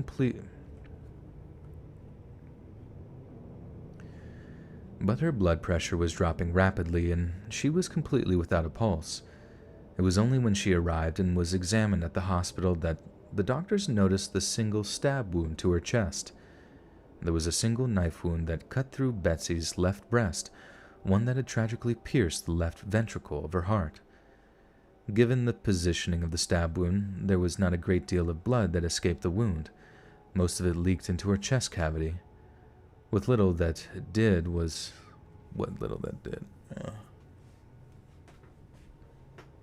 Can't sleep, clown will eat me. Yeah, don't get eaten by a clown. It's like my biggest fear. Do I know Mr. Nightmare? No, I never spoken to Mr. Nightmare, though I do know who he is. I think he's relatively, low-key. I kind of sound like Mr. Nightmare. Interesting.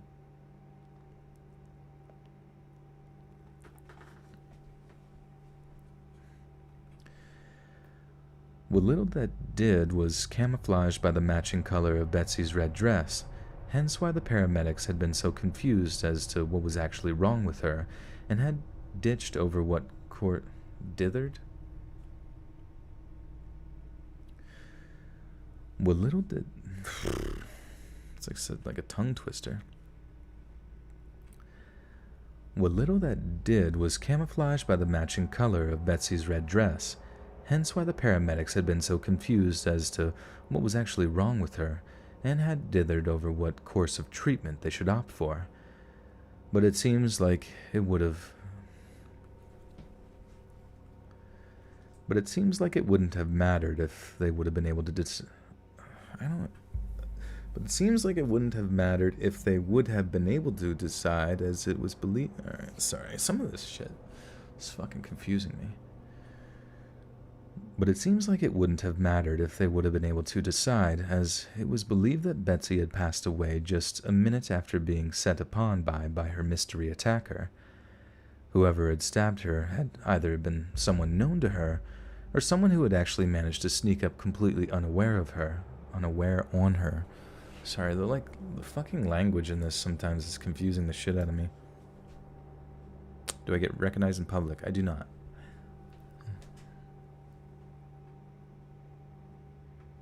Me messing up. Me messing up is kind of cute. Just found out people in porn don't love each other. That is kind of heartbreaking. Whoever had stabbed her either had been someone that had known her or someone who had actually managed to sneak up completely unaware on her, since aside from the handful of books that had been knocked from the shelves in the attack, there was absolutely no signs of any kind of struggle. There were no other scratches or wounds on Betsy's body, no bruises from where she might have fought back, and no reports of noises or screams coming from where she was attacked. The only thing anyone in the library knew of the attack was when some mystery man warned the desk clerk that a woman needed medical assistance. There were also no signs of any kind of illicit or indecent motives to the crime either. Betsy's clothes remained intact, and there was no evidence that she had been violated either before or after she died. It appeared as if her attacker had simply calmly walked up to her, stabbed her with utter precision and callousness, and then fled the scene before any kind of alarm could be raised. The stab also damaged one of her lungs, causing it to fill with blood, which meant that Betsy would have been unable to scream. It seems that the killer must have known precisely where to stab to prevent her from screaming, but the argument has been made that one can't really stab someone with the accuracy certainty to achieve.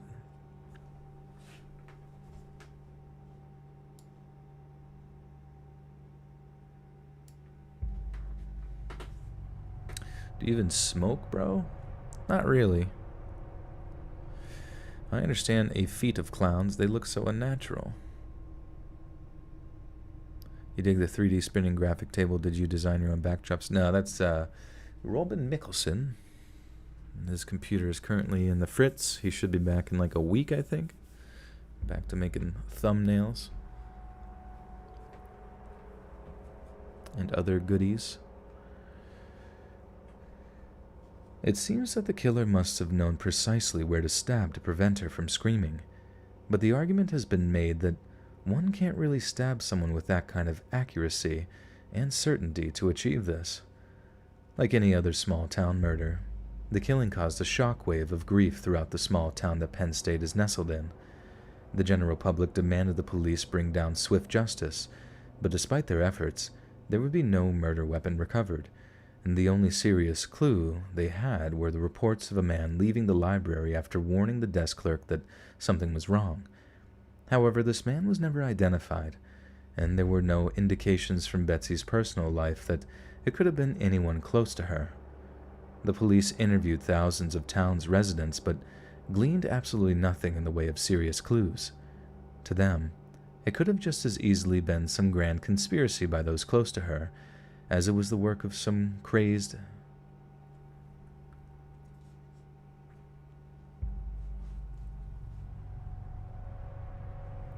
What's so scary about a clown? I don't know. I guess back in the day they were supposed to be funny, but then they started killing people a lot, and then now they got a bad name.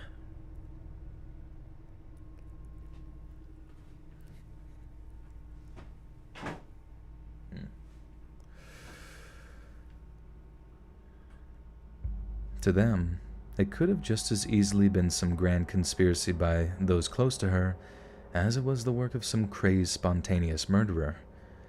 But despite the lack of evidence of leads, there are some interesting points to consider regarding her murder.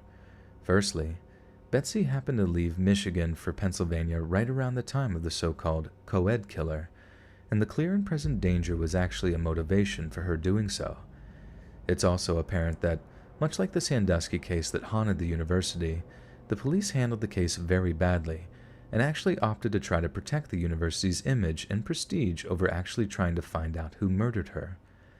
Betsy's murder also occurred around the same time that anti-Vietnam War protests were rife around university campuses all over the United States, and the anti-authoritarian sentiment that came with it meant that the student body became very uncooperative with the investigating police, which essentially hampered any kind of effective investigation.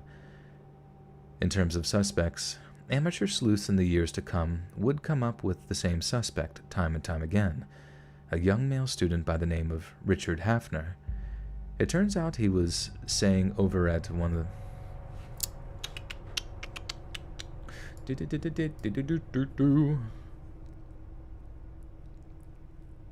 John Wayne Gacy, the killer gay clown. He got all so flustered wearing the clown suit when he captured his boys. Nice. There's a song about John Wayne Gacy by Sufjan Stevens. It's a pretty good song. It's very relaxing, but it's a very sad song at the same time. You should check it out. Sad you didn't get Terrifier 2. I thought they did release Terrifier 2. Maybe I'm wrong. I got a sneeze. Anybody else got a sneeze? Good morning from Baltimore, Maryland. Yeah, I guess it is morning, isn't it?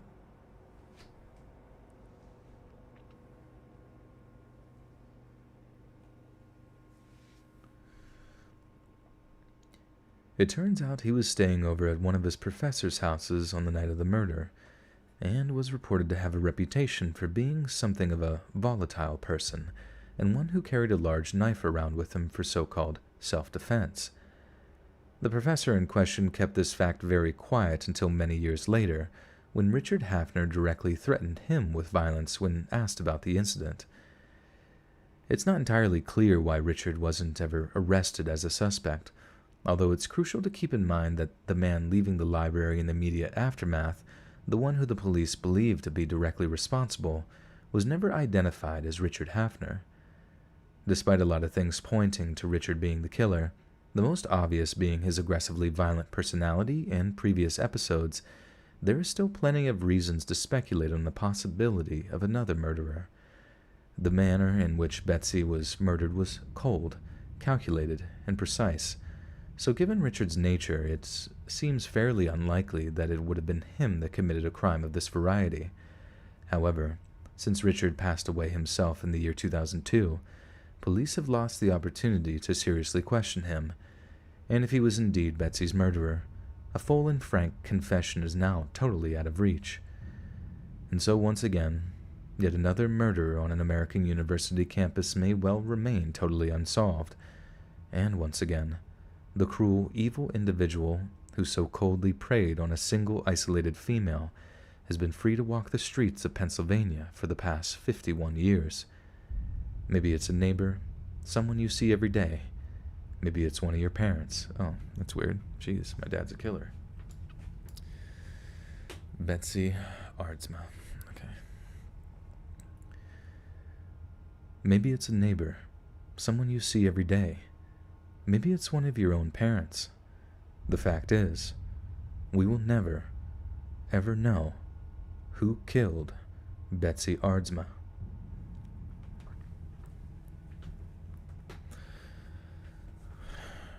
A shark has dead eyes, a doll's eyes, black eyes, a doll's eyes. I forgot what the quote is. Wait, why am I watching out for... Oh, my dad. Oh, because it might be one of my parents from the thing.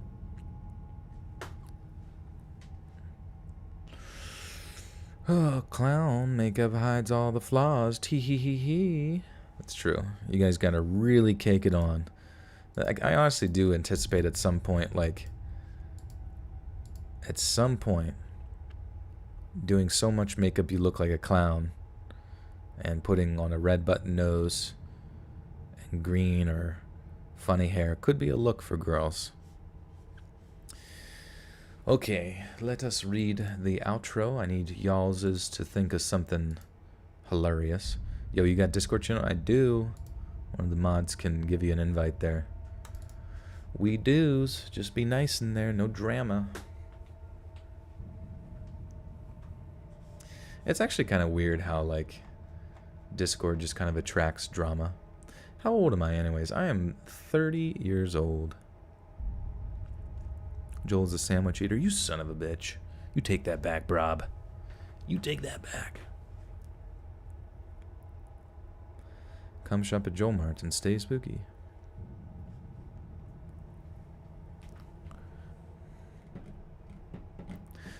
Only memes. You guys gotta sign up for my Only Memes account. It's been... I don't know.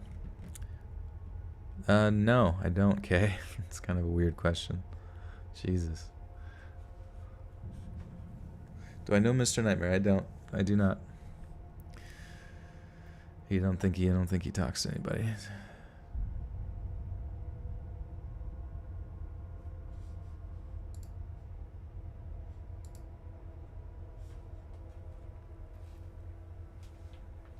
The Dirty 30.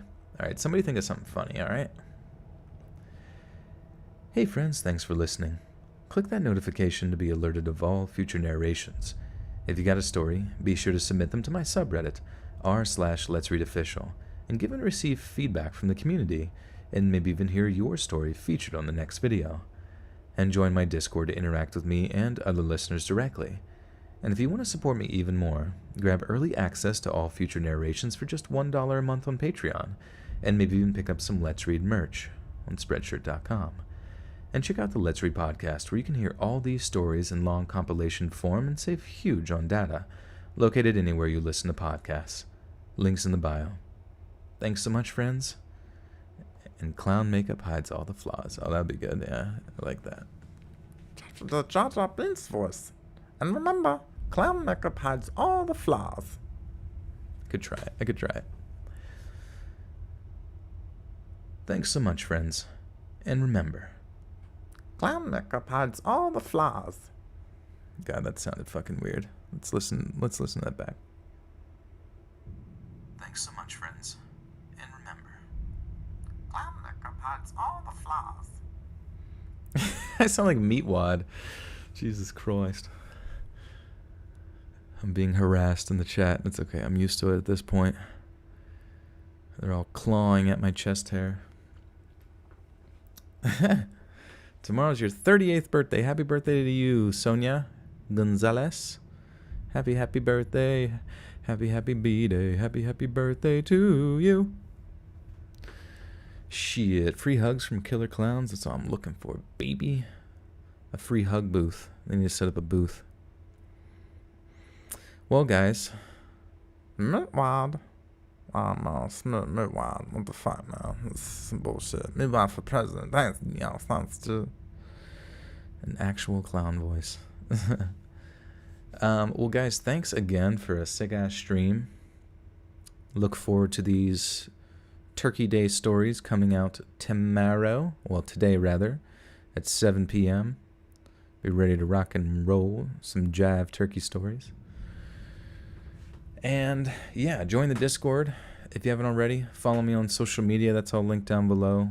Instagram, Twitter. Follow my meme page at HornyComputer. That's a fun one on Instagram. Good times all day, all long. Send me your memes. I need them. I need all of them. Or put them in the Discord. And yeah, I'll be editing this. Get this up first.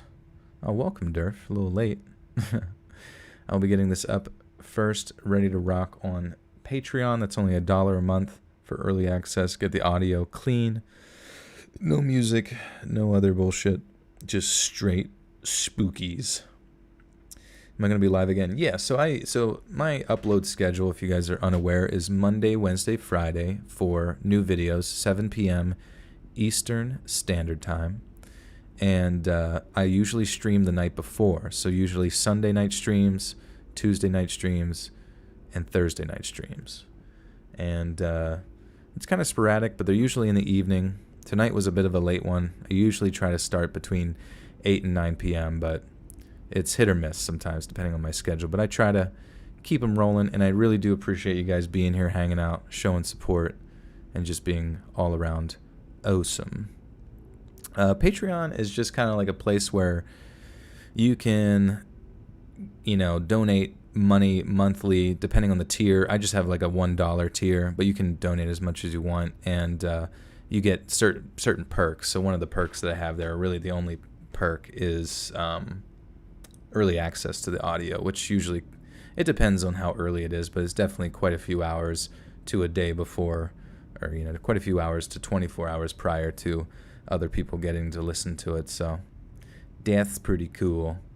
But yes. Anyways, guys, thanks for being awesome as usual. Join the Discord and keep this party rolling if you're not so tired. If you are, sleep well. Take care of yourself. You need that beauty rest. And yeah, I'll see you again soon.